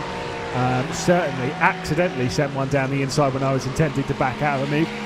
So yes, anyway, the ruling, or we don't have a ruling, we don't have an understanding as to how things will work on that one from race control, so we'll await for that one and confirmation of it. But like I said, I get the feeling the reason why it would be set to 1 driver in game is so that race control can deal with it afterwards, so that at least they can get the finish on the board. So they've got the timing there, and then they can deal with it accordingly. But we do have a few teams, Semper Racing being one of them, but most notably that TSRC car that's running in second spot in the GT3 category, just 1 driver when the requirement is 2. Both Quartermass cars as well, in both GT3 and GT4. They have just the 1 driver as well, so I'm sure Paul Crawford will be listening to this and he'll be screaming at his computer going, guys, come on, it's really simple, and he'll be furiously he'll be furiously typing to our producer Conor Maddock. But by the way, we have lost Semper Racing again. Sebula is having major connection problems, it appears. That is a shame. Oh my goodness me, that was close. Holy wow, that was close. Kimura down the inside of the Quartermass GT4 car, and honestly, there couldn't have been more than inches. Well, I say inches, there was probably an inch between the pair of them from making contact. And at that small of a margin, that probably would have seen the Ferrari sent down the road. And a bit of weaving coming in there from the Team Lee Sperwin car. Kind of, your ability to communicate with other cars on the race circuit is very limited. Most obviously, you do have the in-game chat from iRacing, but I'm pretty sure that with it being a league event and stuff, they do not like you using it at all. If anything, that will be against the rules. And so the other way you communicate is by flashing or by weaving. And so I'm assuming if you're weaving, generally you're sending the message to the car behind, thinking, be better in traffic. But I'm not 100% sure what the Aston did wrong there, if that was the case. And this can be the case as well, is that you in the faster class car think, well, they should have seen that I was there. But if you're coming up that fast behind into a heavy braking zone, for example, they've got much more aerodynamic grip, so they can brake harder and from a higher speed. The closing speeds are incredible, and it can be that it ends up being that the GT4 driver doesn't think that there's any move on at all. They turn in, and all of a sudden there's a face full of GT3 car there. Yeah, I mean, when I started doing multi-class endurance racing, I was always in an LMP1, and that was years ago. And in all of that time, I never really had an understanding of what it was like being in the other categories. I was still like, I wasn't that ruthless in traffic, and I still think I had a fairly good understanding of how it worked. But I was only in LMP1. And then I think it was 2019, maybe 2018, me and a friend of mine, we did the 6 hours of the Nürburgring, which was just one of the events we had in iRacing, just going around the Grand Prix lap. And we did it in a GTE. And I remember, it was so terrifying that I still remember the exact corner and how it all unfolded. It was turn 5 on the Grand Prix layout, so the whole full Valvoline section. Yeah. And I was just turning in, and an LMP1 went straight around the outside as if I wasn't even there. And at that point, you realize, again, you're in a GT, you're in a pretty quick race car, to see another car just straight around the outside as if you're basically going like a slug around the thing. That is terrifying. It certainly makes you wake up, especially if you're in a multi-class race and it comes to the first time that the leaders come through. All of a sudden it's I forgot, I'm in a multi-class race here, and you usually, if you're in the slower class, generally in a pack still. Well, certainly from my multi-class racing on Nordschleife with TCRs, you're generally in that first stint in a pack still, and then you get GT3s come along and it's like, oh my goodness, they're there. Yeah, that's, like I say, that's it's a scary thing to behold. And it's kind of one of those things, like, I encourage people, if you're going to do multi-class racing, a bit of a technical fault there from the TSRC car, is the Muriel.io racing car is closing in less than a second between the pair of those. If you are going to do multi-class racing, I would recommend, it's one of those beautiful things in iRacing, you don't have to sign up to a championship, you can jump between classes through even a season, so you can race the same circuit even during the week.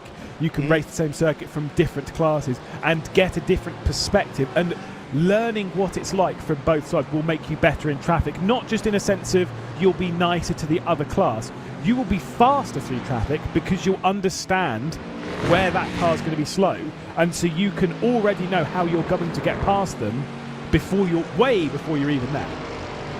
It's like I currently race in a championship where it's both LMP3 and GT4 cars, and that's that sounds horrendous. It's actually been quite fun. Is it? And I'm in a Mercedes GT4. When it comes to the really slow corners, so where you're relying on mechanical grip, GT4s are actually a little bit quicker than the LMP3s. But it's been a case of people in that series, because there's only been a couple around so far, they're still learning how each other drives, but also how the different cars interact. And if you're in a faster car, in a faster class car, sometimes it's actually better to wait through the corner and get them cut back on the inside on corner exit, because you're generally more nimble and quicker off of the corner than that slower class car. And just let that other class car run its own race. Yeah, I mean, I remember my first time doing, let's have a look there to the inside from the Muriel.io car. Dan Thomas behind the wheel at the moment. Obviously, it was Jordan Strudwick in the first into the race for Muriel.io. And Daniel Thomas was the driver that took them through qualifying and to that pole position, so expectation of there being some fair speed from him getting to try and find his way past Andrew Pike in that TSRC car. This might leave the door open just a touch, and there might be a move here from Daniel Thomas, trying to get around the outside. They go through the loop, out through Aintree and onto the Wellington Straight. We absolutely have a fight for the race lead. I'll give you my story time on my first time in sim racing at another point, because I think we are in for a bit of a battle here for the race lead in GT4s. And it doesn't help these GT4s that they've got the GT3 traffic, and it's affecting TSRC in the lead there. They were having to get on the brakes earlier, and Muriel had to just back out of that one, take a really wide line through Brooklands, and that just compromised them. And now they've got more lap traffic of GT3 coming through around the outside. That's the Quatermass Motorsport car, and now this fight will continue.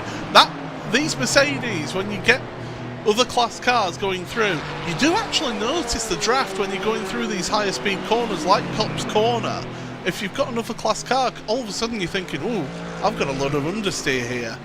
Yeah, certainly. So very close there. Daniel Thomas going into Magnus Becker's. There'll surely be a look going down into Copse. We did get a drive-through penalty dished out for the number 89 Motorsport car. That one, I will almost say is a guarantee and slam dunk. That was because of the incident between themselves and the FR20 sim racing car going down into the club Vale section at the end part of the lap. No look going into Stowe, so at the moment TSRC are able to hang on to the GT4 lead. Of course, at this point, title-wise, it would be going the way of Muriel.io anyway. But again, we've said before, they've won the 2 races coming into this. What's 3 from 3 between friends? Well, you want that bragging rights, don't you? You want to have the bragging rights to say, yeah, we won all of the races in our class, and quite rightly we have that championship. And yes, Paul Crawford, he must have messaged both of us at the same time with that penalty, and he has said you are correct about the incident. So there you go. Apparently, you know your stuff, Lewis, about motorsport. It's almost like you've been watching it for years. Oh yeah, no, I've been in sim racing now for over 10 years. It's terrifying. Only 10? Yeah, You're making me feel old now. I could tell you the exact. In fact, actually, I made my sim racing debut around Silverstone. It was July 2nd, 2013 was my first ever race. Yes, I do know the date. But here comes a move for the race lead. Daniel Thomas to the outside, going through Brooklands. There's a slight overlap. It's not going to be enough going into Luffield. To TSRC able to hang on from now. Nearly overcooking it was Thomas there. This fight is absolutely on. There's still 40 minutes left to go in the race. You cannot overdo your tyres right now. Yeah, I don't think that there needs to be an urgency right now, and I think that they are doing a good job, the Muriel team, of just hounding and putting the pressure on, because right now, if you can force the mistake out of the car in front of you, it makes life easier for you to make that move and to overtake. But I just get the feeling that Daniel Thomas has just got that pace edge over Andrew Pike in the car in front of him, so definitely it's going to be an intriguing 40 minutes. Now, if Andrew could keep the car of Muriel.io behind him for 40 minutes, that is one heck of a drive. But I think that'll be a bit of a tall order right now. This is a circuit though where you can do a lot of work yourself, but then sometimes people can just send it around the outside of a corner. This is going to be contact between the pair of them. Ooh, that's a little bit naughty there. Pike just coming over. Obviously he's getting a lot of understeer going through Stowe, but straight around the outside, Daniel Thomas is going to go and up into the race lead in GT4. Fantastic move from the Muriel.io racing car, looking for the clean sweep in the season, coming through the final corner now to start the final third of this race after dishing out one hell of a move. That was brave. That was really brave, and a little bit of leaning on each other as well through Stowe. That's not easy to do, and it's so easy to actually end up causing a big issue, as we nearly had earlier on in the race. So yeah, great stuff, and I do get the feeling now that Daniel Thomas is going to start pulling away in that lead of GT4.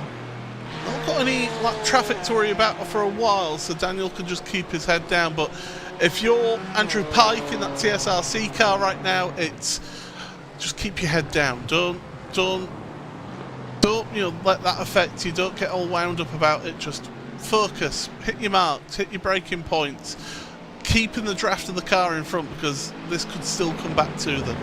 Yeah, exactly. You've got to keep in that slipstream, got to just about keep up. Easier said than done when you're going against the driver who grabbed pole position here at Silverstone, but that was obviously pushing an hour and a half ago, so who knows, as we look back up in the GT3 category. Kimura Racing running in that third spot, pulling out now to a second and a half, nearly 2 seconds over the Team Loose Spurwing cars. This battle that was so close earlier on, separating itself slightly as the Ferrari comes up to speed. We know that 52 struggled towards the end of its stint, so kind of in the same vein for what this Team Loose Spurwing car is going to do. It's just try and keep up, try and keep as close as possible, and hope the 52 goes off in the same way that it did in the first stint. Yeah, it's keep the pressure on. Keep again, it's almost similar to what we've just seen in GT4 with what's happening here in GT3, and that loose Spurwing car. Just keep that pressure on, keep pushing forward. Semper Racing cars back out again, so they're not giving up as Yaroslav Sabula. And I have, by the way, had clarification from Paul Crawford, our wonderful championship administrator, saying yes, one driver is allowed. And no penalty. No penalty. Interesting. So for TSRC that sat in second position in GT3, we have that one cleared up now. They are absolutely fine. Yeah, I mean, if I was feeling confident on pace, I'd just say I don't want friends. I just drive the race myself. You then don't have that issue of being thrown out of the rhythm a little bit when jumping into that second stint, which is always kind of one of those factors when it comes to two drivers in one car. That second stint when you switch drivers, getting into the rhythm, for a lot of the very best in sim racing, it really doesn't take very long at all. But still, there's a little bit more hesitation. And also, you've not got to compromise the setup of the car as well. Yeah. To suit two different drivers. I mean, generally speaking, when you run a team or a number of teams in sim racing, or indeed world racing, you try and match drivers to how the different driving styles match, and you try and get similar ones in the same car, just so at least there's as little variance as to, well, I like the front end pointy on my car. Well, I prefer a really sort of understeery car that's quite stable at the rear. You've not got that fight and compromise over a setup. It's just right, we all like a car to behave this way. It'll still be a compromise, but it'll be a lot closer to what each driver wants. Whereas if you're driving on your own, you can have it set up and dialed in exactly how you want it. Exactly. FR20 Sim Racing Red making a move on TB64 there, going into Village. I think you're absolutely right. I will say there's a lot of people that will say, "Oh no, I don't. I've never compromised setup or whatever because teammates or whatever that I've set with, and I'm able to drive with basically whoever." That kind of is true, but not really, because I think a lot of people, you do end up teaming up with the same people over and over again, right? And that's generally because they're the same drivers which like the same kind of car and the same driving style as you. So as much as you might not be actively doing it, it's just inadvertently kind of happens over time anyway, just courtesy of you sharing a car with someone that does drive in the same way as you. You enjoy driving the same cars in the same sort of style, so you do just team up together. You're not going to get into a car. To be fair, actually, I do remember this when I did the Bathurst 12 hour in 21. I think it was. I think it must have been 21. I remember I received a setup from Nick Foster, who I think at this point was racing in GT Asia. This is not Nick Foster, the British touring car driver. No, Nick Foster, the GT, the Australian GT driver. So, I got a setup off from him. I went over the top at Bathurst and went, I am not driving this setup ever. Because we were talking about maybe teaming up. I was like, no. That's the whole compromise. That car was a death trap. And that's obviously what top split and stuff are driving. They're all driving these ridiculous cars which will kill you in a heartbeat. Not a chance I could drive that. And Bathurst is such an amazing track that it gives one day, then the next day it takes it away. I have a really interesting relationship with Bathurst. I've done a couple of 12-hour events that were held before the iRacing Bathurst 12 hours was started. It was put on by a couple of teams.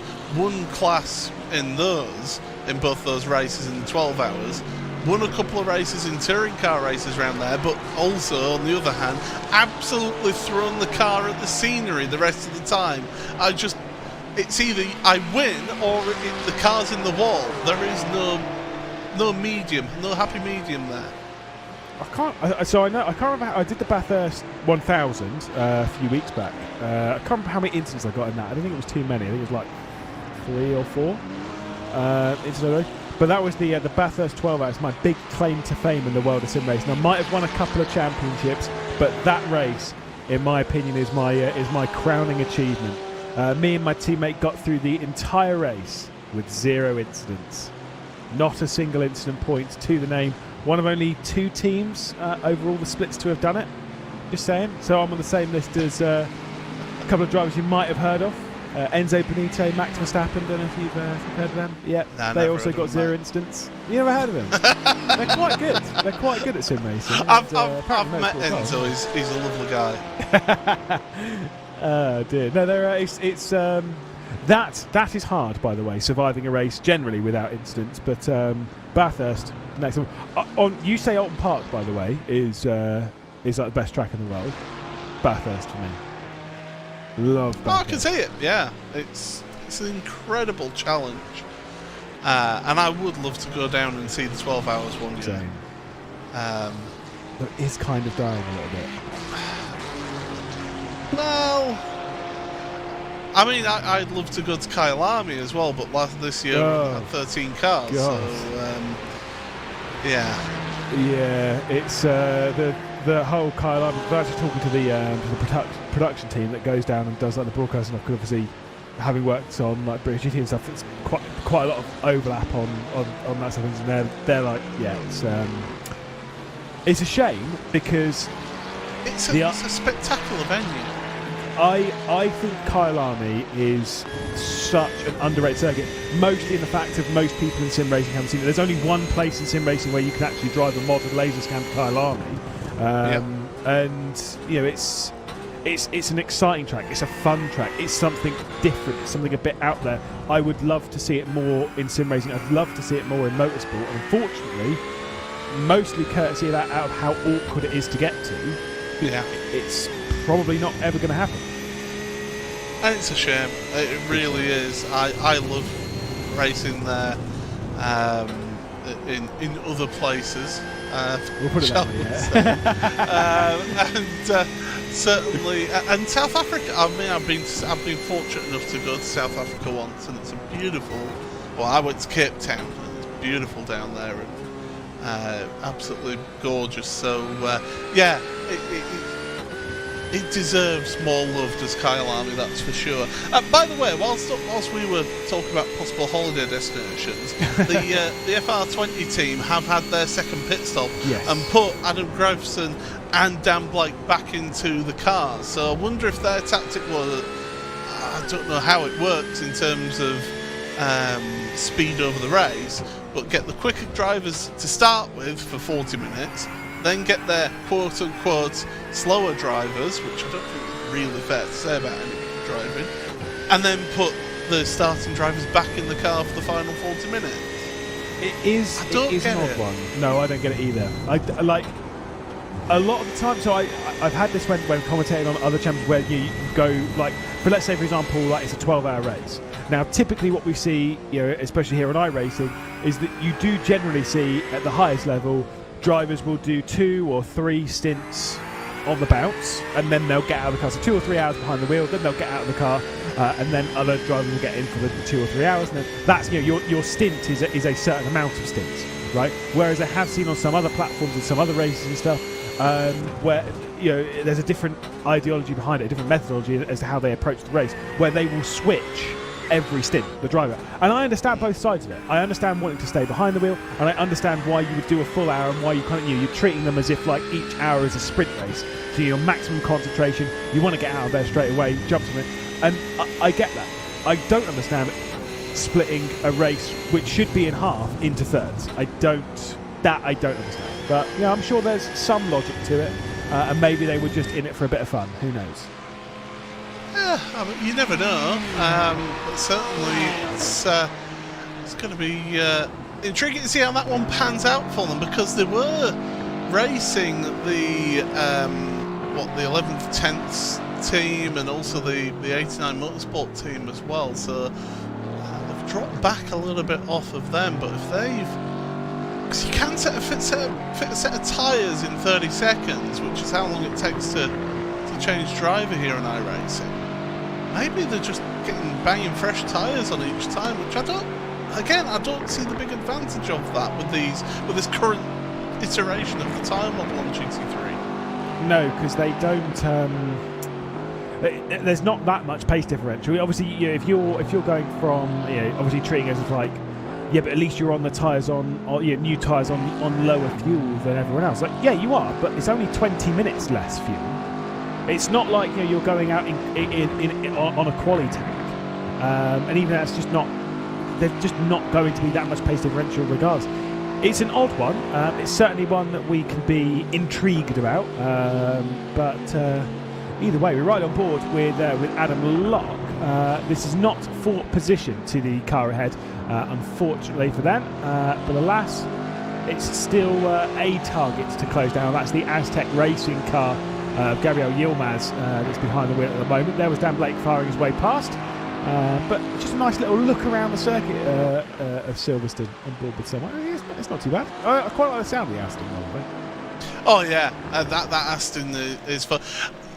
A reason why it's not well favoured is that Aston is because the gearing is a little bit funny on it, and you rarely actually get up into sixth gear with the car, and between, I think it's second and third, or third and fourth, it's a bit of a funny long gap between them, and you end up being, well, is it that gear or is it that gear through certain corners, and it doesn't really work, whereas the Mercedes seems to be the more favoured GT4 at the moment here in iRacing, and it does seem to sort of work for those drivers out there. But Kimura... Have you got your last 5 lap times for Kimura and Team Louis Spurwing? Yes, so average 5 laps for Kimura is 2 minutes .997. For Team Louis Spurwing, 2 minutes .946. Huge difference. That's so much faster. Massive speed differential. Like all those 500ths. But I will say, I was taking the mick a little bit on that one. Considering the gap that Kimura had pulled out a little bit over the not over the opening few laps, but then in that sort of the 15 minutes afterwards, so between 45 minutes and 30 minutes in this race, that gap kind of stabilised, and now I think we're starting to see the advantage swing the way of Team Louis Spurwing, as we saw in that first stint. We'll remind you, the number 52 struggled a little bit towards the end of the stint. Maybe we're seeing the start of that. There is only 26 minutes left to go in the race, so maybe we're starting to see the swing happening just very slowly. And can I draw your attention to, just to give you the comparison, the race leading Kimura team with Matt Caruana behind the wheel. Average 5 lap times, 1 minute 59.721, so over a second faster than their teammate. Ridiculous. Obviously, it's just the car and beer. No, like I said, I've had the joy of commentating on both Ryan McCallum and Matt Caruana and the British Formula 4 Esports Championship. They're rapid drivers. Yeah, they're drivers that are coming into this knowing that they're really fast and they should be at the front. Although they did get beaten by their teammates in one of the rounds building up to this. Obviously, there's been 2 rounds prior to this. It is a championship after all. I think that they were coming in targeting it ever so slightly. That maybe they've not put in the most amount of practice as what they would have done for a normal race. Fair enough, but they're still rapid drivers and they are showing it. And they've cleared off. They're nearly 25 seconds down the road from the TSRC car. Ridiculous advantage. It's not a perfect race because in the pit stop cycle they didn't lead 1 lap. So I'm sorry, that's a mark down on them. It's just not good enough. Terrible race. I mean, should have just saved a bit more fuel, gone a few laps longer, wait for everyone to pit and then come in. I don't understand. What's so hard about that? Obviously, they have been running very well through the day. There was a little bit of pressure early doors, but they dealt with that very well. And like I say, checking out, just mostly concerned about their teammates. There is the Kimura Racing car. We don't really see it on broadcast too much because it's so far ahead of everyone. So we'll give them a little bit of plaudits and a little bit of broadcast coverage. I do have a criticism about that car. The white numbers. Number boards. Yeah. Terrible. 0 out of 10. Disqualified. If you're going to have a white number on the car, have a black number board. If you're going to have a black number on the car, have a white number board. It's very easy to switch. I'll get onto the blower to Paul Crawford, get them binned off the race. Yeah. Obviously we jest, but at the same time we're deadly serious. Well, it makes life so much easier for spectators and mainly commentators to be able to identify the cars, not just having different coloured wing mirrors and things like that, but having a number that's visible does help us a lot, to be fair. Yep. I mean, to be fair, so I had the privilege, shall we say, of commentating on all 3 of the Genetic Championships at Brands Hatch the few weeks back. Bearing in mind, I had no idea who anyone was basically making it up as you go along. The only thing, the thing you fall back on at that point, we do as commentators, and you do as spectators as well when you're watching, the first thing you fall back on is numbers. Because you always go, oh, it's number 42, and then you reference who the number 42 is, Kimura Racing, who's behind the wheel. It was Ryan McAuliffe earlier on, it's Matt Caruana now, but you can kind of like, that's how you do it. The fact there isn't a number on there, as much as we joke like, ha ha ha, for another race, at the same time, ban them. But no, I'm calm. Wow! I'm calm. I think I'm putting them for 50p in the ramp machine again. It's been such a lot of, like, it's happened so often since that BMW M4 came out. Yes. Because obviously you've got the black number board and then the white number board ones, like, you know, IMSA style, and then the typical number board, which is the white one. Since it came out, it has constantly been a problem on this, particularly on the BMW more so than any other car, and I don't quite know why. I'm going to throw this out there as well, whilst we're on the topic of number boards. I prefer a number board compared to the Dayglow yellow numbers on Windows. Well, the Dayglow number, I just like both. I would like both. Because at least then you can see a number from all angles, generally speaking. But if I had a choice, I would rather a number board on a car, because a Dayglow yellow number, you just don't. It's a lot less obvious. Obviously, in the GT4s, you can see the white number there that's over on the left. I'm not a fan of a white number because I don't think it's as obvious. But I mean, I just like Dayglow yellow anyway, because I'm a child. It's just cool, isn't it? But no, I'd rather number board. I'm very much a traditionalist because of growing up with motorsport through the very late 80s, I might add, into the 90s, and it was in the 2000s when they started putting the Dayglow numbers in the windows, and I'm just like, no, it doesn't look right. It just doesn't look right to me. It has to have a number board on the side. But I can understand why they do it. It's all for advertising, of course. So yeah, gives more room on the car. Because a number board does take up a surprising amount of room. You'll find that out when you do liveries and stuff on cars. You've got to prepare a lot of room just to leave a number board there. I mean, it's the same thing in like NASCAR as to why they've moved the numbers forward. It's not for style and how much cooler it looks or whatever. It's so that there's a lot more room on the side to slap your big old sponsors on there, so you can advertise whatever energy drink it is, or exactly, intimate done men provider, whatever.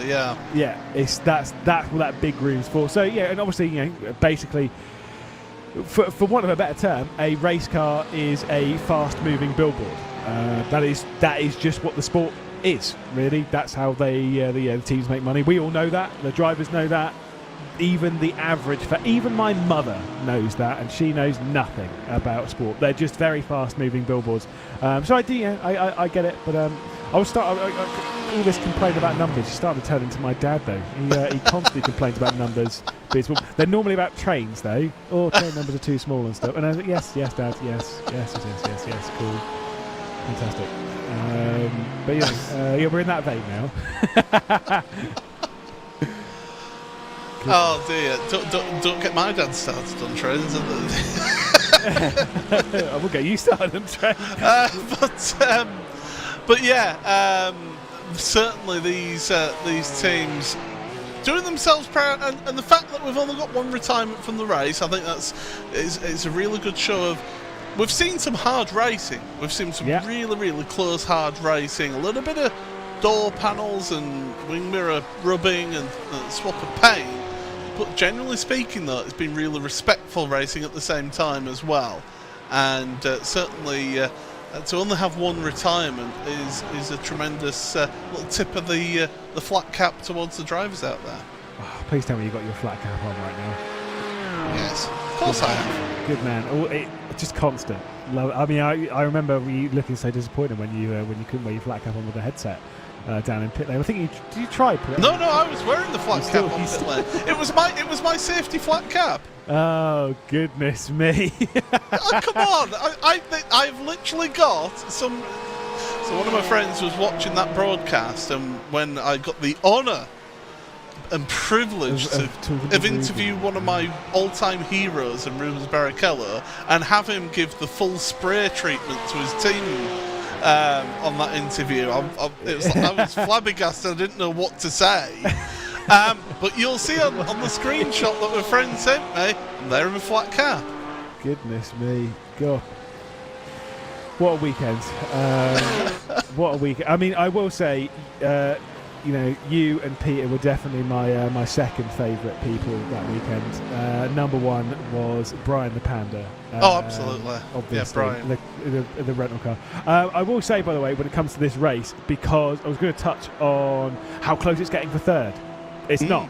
Team Loose Racing Spurwing have dropped back 10 seconds. They must have had a spin of some description earlier on. Last lap, yeah. 2 minutes 7 was their last lap, so they lost 7 seconds on that last lap, did Team Loose Spurwing, so something happened out there for them. And if ever that's a prompt for our director to try and find out what that was, I don't know what is. Wow, you're just bringing out all the hints now. I like how subtle. I'm as subtle as a sledgehammer, is what I am. Oh dear. Oh dear. Yeah, I'd kind of just sat there thinking, yeah, I'd love to see a replay as to what happened to the Team Loose Spurwing car. Just like, bam, slap that one down, see what happened. Obviously, it was a spin earlier on, about a lap or so ago, but they find themselves 12 seconds arrears now of the podium fight. Not 100% sure as to where the spin happened on the circuit. I could take a wild guess 9 times out of 10 if it's a solo spin. It's either Brooklands, or it's generally taking things like too much curb at Club. It's generally in that kind of vein. You don't typically see too many issues. Could be here, or it could be any other part of the circuit. Let me fill you in with the other places it could have been around Silverstone. I actually can't find it because I'm in the session myself, and I can't find anything that they've done wrong. Are you looking at the correct lap? Yes. That's a good sign. Well, we've got no idea as to what's happened to the number 8 car. We just know they've lost 12 seconds. Or 10 seconds. It was 10 seconds in totality. Might be a bit less than that. I think their tyres might also have dropped off just a touch from all of that proceeding. Just not the most ideal run around Silverstone. But yeah, it could have even been just some very, very awkward traffic. I don't know. Oh, I wonder if it was the final. No, that wouldn't make any sense. I see. I'm now trying to think as to where it would have happened because I had a quick look. Oh, I'm just looking at my own side. They were very slow going down the old pit straight, and it sounds like it was really struggling to actually get up to full throttle. So I'm wondering if they've been having a little bit of an issue. I mean, they're up to speed again. Yeah, I mean, their lap before it was a 2-minute 4.1. So yeah. Yeah, it was definitely an issue. They're back up to speed though, because their last lap, I mean, they're just going across the line now, was a 2-minute 0.4. So they're back up to speed. So I'm wondering if it was just a temporary issue for them. But you can let's listen in. So, well, I was going to get on stuff anyway. Oh, the old one. Yeah, on the old, you listen to the throttle sort of pick up on the exit here and down the start and finish straight.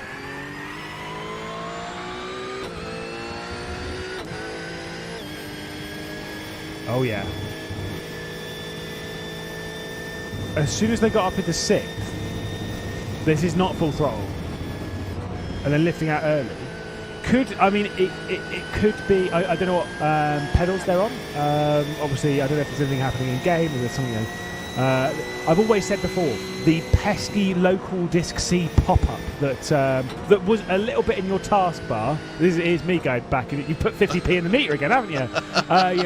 Like that, that thing that used to pop up in the bottom right now is a big thing that pops up in the middle of your screen when you're filling up your C drive, which obviously you should be doing anyway. But when it reaches that maximum, it's a big thing in the middle of the screen that you can't miss. Could be that, unlikely. Could be something to do with, I remember back in the days using things like Logitech G27s, the potentiometers. If they get a little bit of dust in them, it can sometimes just come off of full throttle.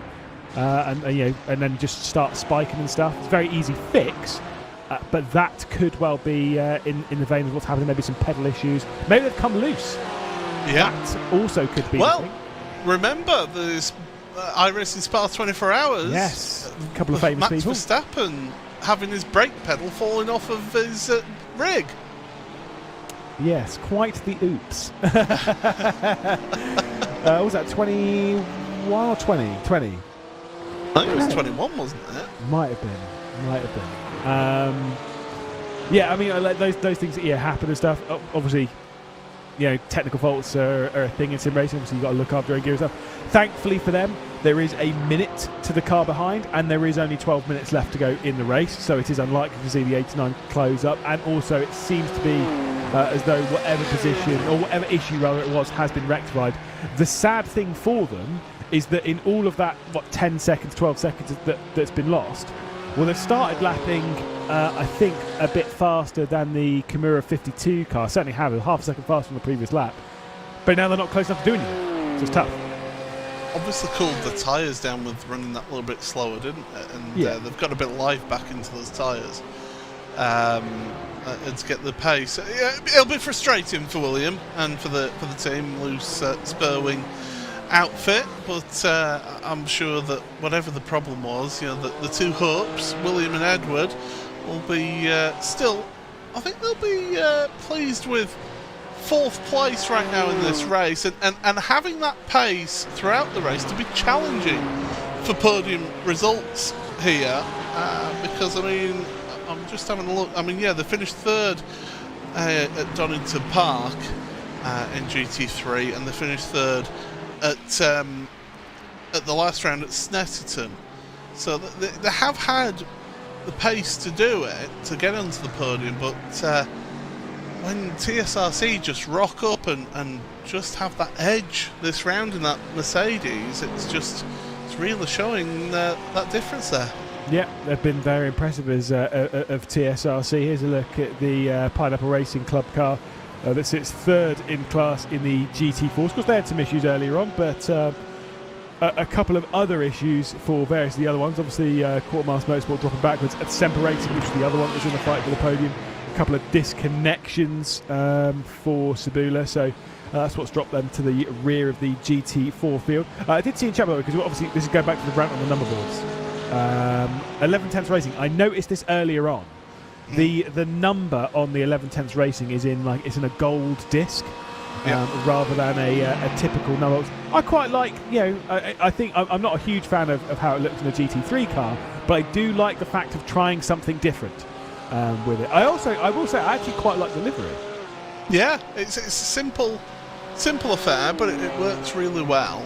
And the gold, it helps that number stand out. I mean, it's a predominantly white car. If you know you're going to be having white numbers on it, run with bits of number board or something around the car. But that number 6 is not central. So you're going to lose points. You're going to lose points that one. Also, the livery, it does remind me, if anyone watched things like them on virtual and stuff like that, the Sem9 Flash Axle team, the Malaysian-based squad, that runs a white and red livery on a Porsche that does look fairly similar to this. So I think it's a bit of a throwback as well, to be fair. I was going to say, I'm not knocking points off for that, by the way. I'm just making an observation that it's similar. I think it's absolutely fine. I still like the livery. The one person that you want to discuss Porsche liveries on the car is unfortunately out in California at the Porsche Racing. And thankfully reunion. he's out in California. Yeah. We don't want to deal with our junior anymore. Get out of there, sir. No, not our junior. I'm talking about Peter Mackay. Oh, is Pete out there as well? Yeah. Oh, goodness me. I haven't. I spoke to Peter at. When I was at British Touring Cars. I went to Knock Hill for British Touring Cars. Mostly because I wanted to go to St Andrews to play golf. We're not talking about that on this broadcast because it's a completely different topic. We thought whilst we're up in Scotland, you might as well drop by Knock Hill. Crazy track, by the way. Oh, I love it. I'd never been there before. Just wanted to go and see it. Obviously, if you're dropping by Knock Hill, you have to go and see Peter Mackay. I didn't realise that he'd gone over that way. No, fair enough. Respect. Yeah. So I was up at Knock Hill a couple of weeks before that with the TCR UK. Oh yes. And I spent all Sunday in the commentary box with Peter. Just fortunately for the final race of that day, I was in the commentary box because it absolutely siled it down. Yeah. Properly bounced down, and it was great to be in that commentary box. But the best view from any commentary box I've been in is in that commentary box. This is the thing that people don't get about most. I've had this, like, doing GB3 and stuff. I get a load of messages from people being like, "Oh, can I come and see the can I come and look around the commentary box and stuff?" And I'm like, honestly, it's not what you think it is. It's a commentary box is normally pretty dirty, uncomfortable, with a broken chair. With no air conditioning, really hot, really uncomfortable. It's not. Everyone kind of thinks it's this really glamorous thing, and everyone thinks as well, like, Formula One. It's different in Formula One. They get nice comfortable. They don't. No. They get the same as everyone. Like, it's still pretty poor. And Snetterton. Where do you think the TV commentary box is at Snetterton? Because obviously you've got the on circuit one. It's on the ground floor, isn't it? It's on the ground floor in the timing tower on the outside of the circuit, and it's not pleasant in there. It's full of spiders. Team Lewis Spurwing are onto pit road with 6 minutes to go. Switching drivers, maybe pedal problems coming back. I mean, if that is what it is. If it is, they will lose a place. I don't to change think a driver. Well, to change driver, it's 30 seconds. Oh yeah. So you're talking over a minute on pit road, and they're taking tyres. I wonder if they don't have enough fuel, Were they doing an extreme amount of fuel saving to try and get to the end, didn't have enough fuel, and went, oh, we've got this wrong? Yeah, but then why would you just come in, just stick a little bit of fuel in and then go? But either way, they are out of pit lane. Still William Hope behind the wheel, so maybe there was a little bit of that. I'd say if it was a fuel saving thing, you could definitely do it better than that, because it was such an aggressive bit in a small period. So that doesn't fully track for me. It's not too often that we get completely baffled by something in the commentary box, but we're certainly baffled now. Well, speak for yourself. There is that. How would you not be baffled by this, though? No, I'm saying I'm all constantly baffled by what people do out on track. Oh, I see. No, I go from being sort of baffled to just not really paying attention. That's generally my remit. I was going to go back to the commentary box track. So when I was at Brands Hatch, it was the hottest weekend, the hottest that Brands Hatch has been on that day, right? Which was I think it was the 10th of September. So if you look through the history books on the 10th of September at Brands Hatch, the second hottest was 20 degrees on record, which was in the year 2000, right? Mm-hmm. It was 29 degrees. So a little bit of a difference, quite a bit hotter. And those commentary booths don't have air conditioning. I was chatting to them, to Hayfisher, who are the production company that bring their SRO feed. Yeah. And we were discussing with them about how there's no air conditioning in those commentary boxes. And he's like, yeah, that's one thing that he's going to speak to Jonathan Palmer, that they need to have air conditioning in those. And I did ask, I was like, do they do GT World Challenge and British Touring Cars? I was like, yeah, everything like that is done from those commentary boxes. And I'm like, how do so many high-level World Motorsport go to somewhere like that and the commentary booths are that bad? Oh, in Monza, we didn't have any air conditioning. Oh my God, don't remind me. And that's at a Grade 1 circuit that Formula 1 goes to. So there you go. Those are the boos they will use. Yes. For F1 and all that. It's just so bizarre and so hot. Although I do think they do. I still maintain. I think that air conditioning. I think there is air conditioning in that building. I do think it gets turned on when you have so many people. The fact that it was just me, you, and Peter. Well, how did they not dare not realise that me, you, and Peter would need that air conditioning? I know. We're important too. Although, you know, burning the planet just to keep us a little bit cooler. I still maintain, even if that air conditioning does work, I don't think it works very well. I still think it would be really toasty. Really, really toasty in there. As, we'll see the TSRC car working its way round. Second place at the moment. Obviously a fair way behind the Muriel.io race car. It means that TSRC aren't going to take a victory today, but second in both categories. Not a bad haul for the day.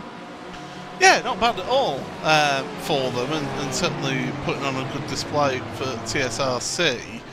That does mean that I'm just having a look in GT3,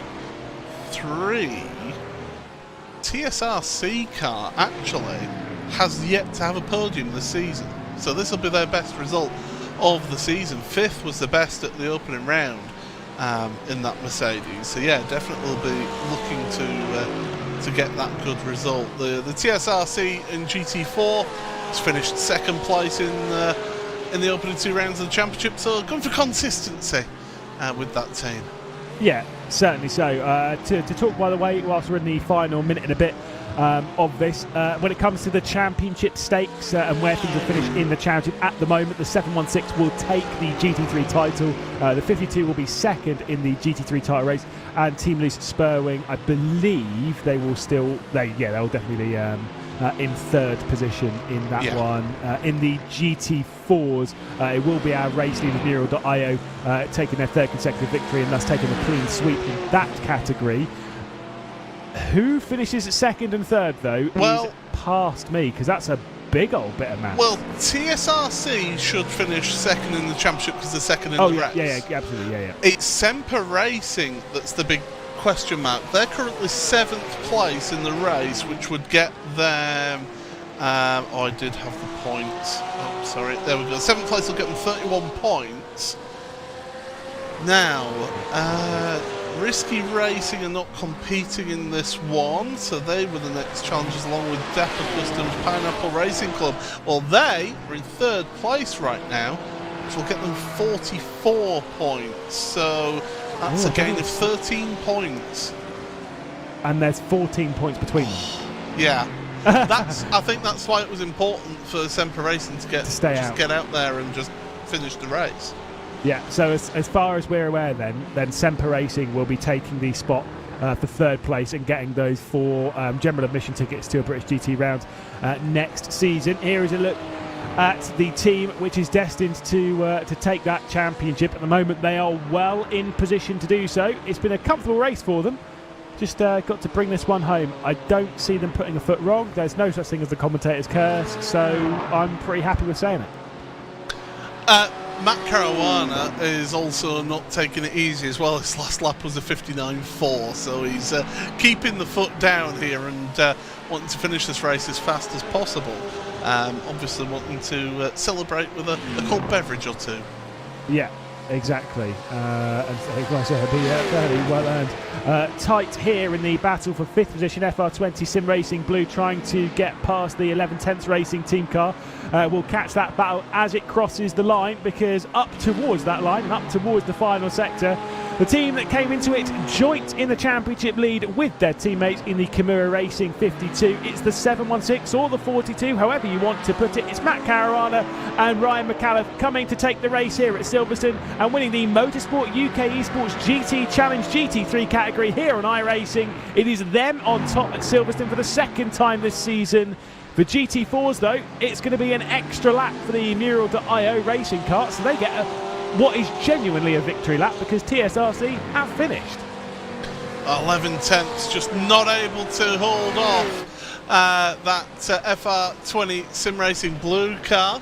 and so Adam Grevson able to hold on to 5th place in the race, then 1 lap down in total from that one. But I tell you what, that's been a really entertaining motor race, I think, Lewis. We had plenty of excitement, majority of it in the GT4s, to be fair, but the GT3s also give us a bit of action.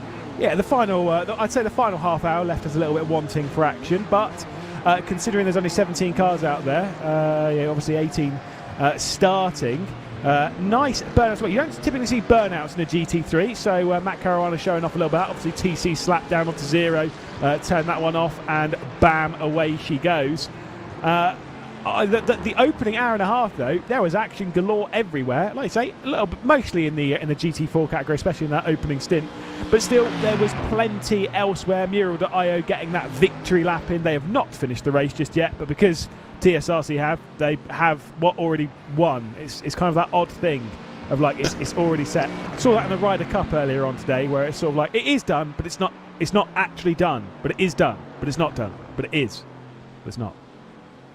And what a glorious event that was. Thank you. It was good.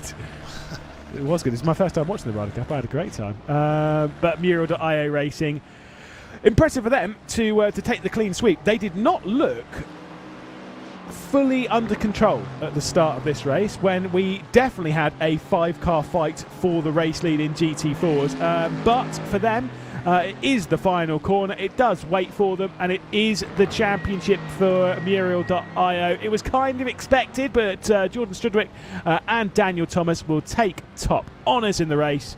And like you say, it was always expected they were going to win the championship. It was just in what position, what style they were going to do it, and what style it was. Victory. A glorious result for them to be able to get that result here, and to weather the storm of the early going and then being able to come out on top. Absolutely fantastic result for Muriel.io Racing to get that position and to take all 3 race wins here this season in GT4. Yeah, so that will secure them, obviously both of those drivers, as well as what we've seen in the GT3 category with Kimura. It will secure them an hour session per driver in the base performance simulator, which again, to remind you, that is a pretty impressive simulator. I know a lot of drivers, real world racing drivers, that use it. We'll take a look at the GT3 results. So Ryan McCullough and Matt Caruana taking the victory in the Kimura Racing 716. Jack Southfield in a solo entry for TSRC, taking 2nd place, with the 2nd of the Kimura Racing cars taking 3rd. Team Lou Spurwing were close to challenging for that 3rd spot.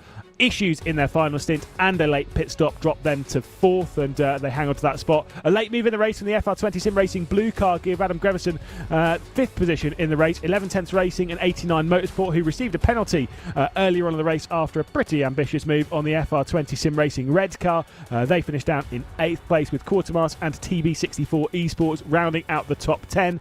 Of course, the Aztec Racing car, that is the only retirement from the event in both categories. So a bit of shame there for them. In the GT4s, it was Muriel.io Racing taking the victory and taking the championship. A fantastic performance from Daniel Thomas and Jordan Strudwick. Of course, TSRC finishing in 2nd place in the 2nd category as well. Pineapple Racing Club in 3rd position, with Quartermass Racing, Team Heat Together, Aztec Racing, and Semper Racing struggling their way to a finish was Yaroslav Sabula, but still that should be 3rd in the title. It's kind of one of those things here, the endurance spirit, just get to the end of the race. Sometimes the most important thing you can do. Certainly is, and you say it's absolutely spot on. The spirit of endurance racing is getting yourself to the end of a race and being able to say that you took the checkered flag, and crucially for them, that should give that Semper Racing outfit the 3rd place in the championship by a single point by finishing the race. Certainly so. I believe, by the way, we can probably catch a couple of interviews before we wrap up the broadcast. Nobody can see.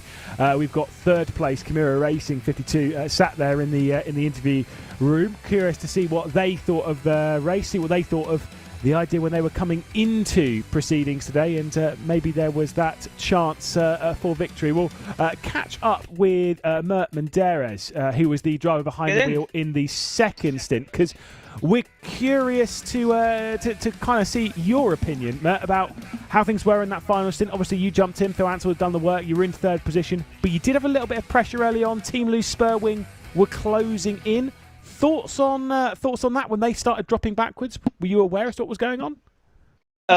Yeah, it was. First of all, yeah, it was very tight at the start, and my goal was honestly at the second stint to just bring the car home, because going off the championship, we were a safe second if we just be in P4.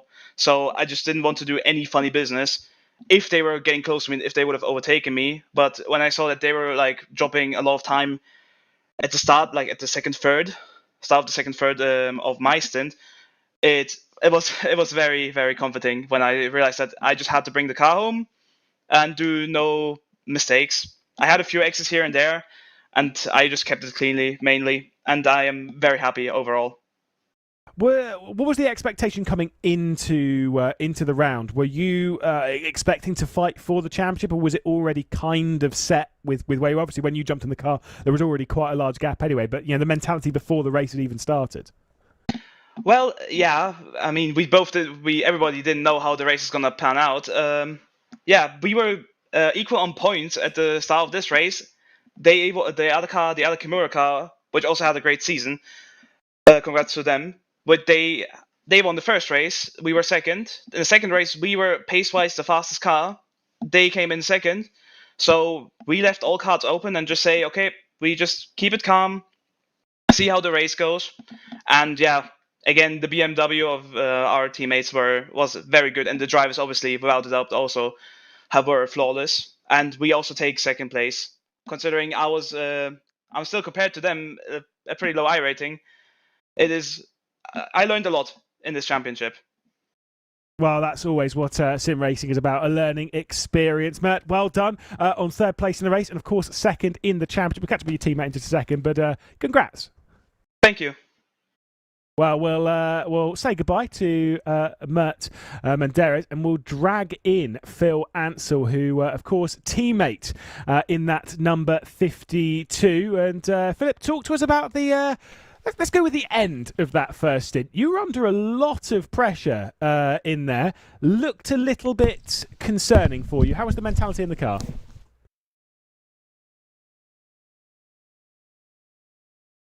Oh, I don't know if we've got Phil Ansell here. Maybe struggling a little with the microphone. I'll give it a go and ask once more, just in case. Maybe you can hear me. Maybe you can't. Can you hear me? The answer to that question is no. So we'll solidly move on from that one, and we'll go and catch up with the other Kimura car. And I think probably be a wise call to start with Matt Caruana, who was obviously in the car for the second half of the race. Just had a casual run to the line there, Matt. You didn't really have much to do. Your teammate had already given you in a good position, just about cruising to the line, eh? Yeah, well, I mean, Ryan did a really good job, to be honest, in that first, and he was fuel saving to a target, and he did it perfectly. So yeah, I just had to bring it home. It was all him. Is it kind of hard to keep concentration in that? When you've got no pressure on your shoulders, you've got nothing almost keeping you focused on the racetrack. Is that kind of where like complacency can get in, and maybe like the odd mistake can come in? Yeah, I mean, you sort of like go into autopilot when you're in that sort of situation. Like you're just driving around on autopilot, putting the times in. But yeah, a couple mistakes can creep, and you've sort of got to like tap yourself, like get back into it again. But yeah. With your main rivals in the championship being your teammates coming into this as well, how much work did you put into this, or was it still just kind of like, look, we're gonna have a little bit of fun here, we're gonna enjoy this one, rather than treating it like a full-on esports stuff where you're putting in thousands and thousands of laps and really drilling in the lap times? Yeah, I mean, we put in a good amount of prep, like in the sessions and stuff, building the setup, and obviously our teammates being our main rivals, it makes it a little bit more fun. We can all have a laugh about it and everything. But yeah, it was really good. Well, cheers, Matt. We'll also catch up with your teammates. Solid effort from you in that final step. You didn't really have too much to do, just clean lap times, super fast. Yeah, I appreciate it. We'll jump in with Ryan McAuliffe as well. He will come into the comedy box, give us a little bit of a chat and a bit of an understanding as to how the start of the race was, because you were under a bit of pressure in the opening stages, but were able to basically run off into the distance once you were... was it getting the tyres up to temperature, or was it just that first part where everything is a little bit crazy? No, I feel like I just capitalised on the start.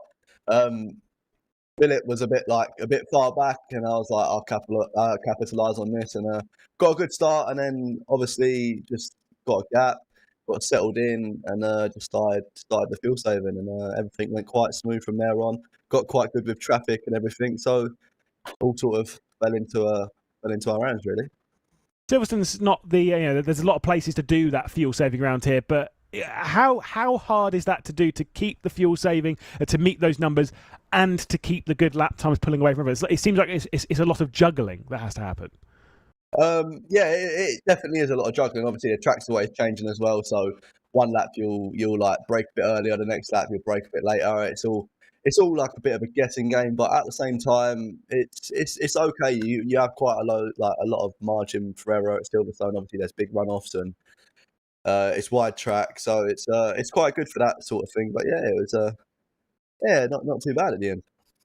Still, having a lot of fun. Obviously, teaming up with Macaroni. We've seen you teaming up in other championships and stuff. It's got to be good, racing with mates and stuff. People that you get along with, people that are also clearly just as fast as you are. That's it's a good sign of the team, right?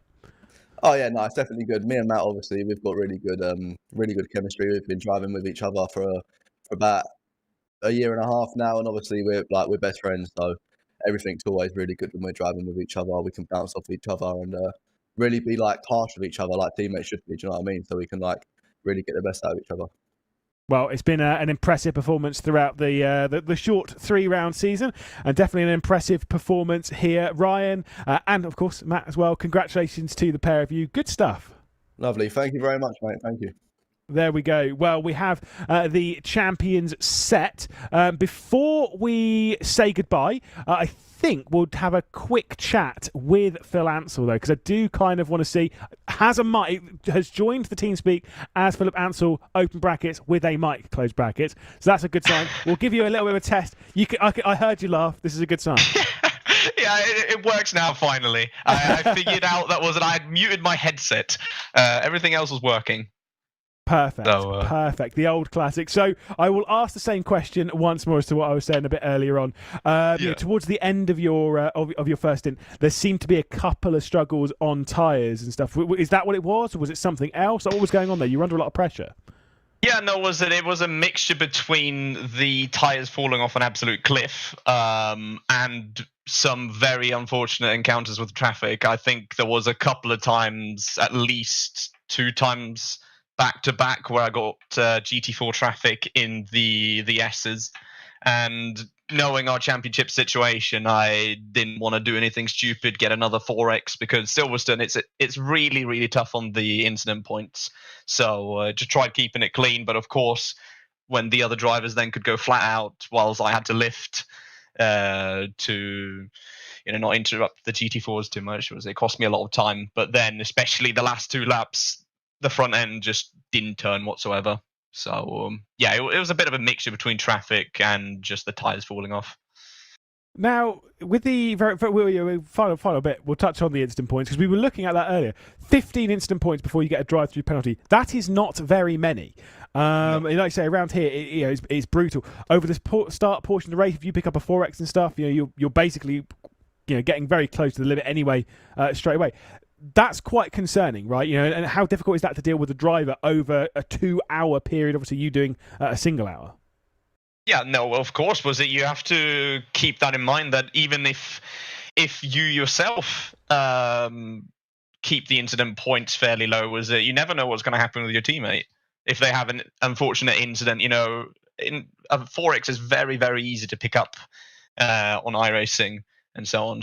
And that could literally throw your race out the window, because then you might have to be a bit more careful with track limits. You can't maybe push corners like cops, and of course the S's as hard as you probably would have wanted. So no, definitely that's something that I had in mind throughout the entire race, to not pick up as many incident points and in particular not to get any 4x's. Yeah, indeed. Very impressive. Well, Phil, we'll let you jump off. We'll let you enjoy the rest of your evening. It's been an impressive performance from you. Obviously, second in the stand as well, so a decent prize from all of that. Well done. Yeah, thank you very much. Perfect stuff. We'll bring back in Paul Smith to have a little bit of a gander about all of that. Solid stuff from Kimura there, taking first, taking third, taking first and second, of course, in the GT3s. It was kind of expected, in the standings wise, but they got a couple of prizes to share between them. Yeah, absolutely, and they've got themselves a tremendous prizes. Getting that time in the professional sim to get work on a little bit of their driving there, but also as well getting the hospitality in the British GT. I mean, me personally, I'd prefer that, but then again, I'm partial to a bit of hospitality. So you like to be pampered, do you, Paul? Yes, I'm built for comfort, not speed. So yes, definitely, I do like the hospitality, and I would personally be happy with second place in the championship.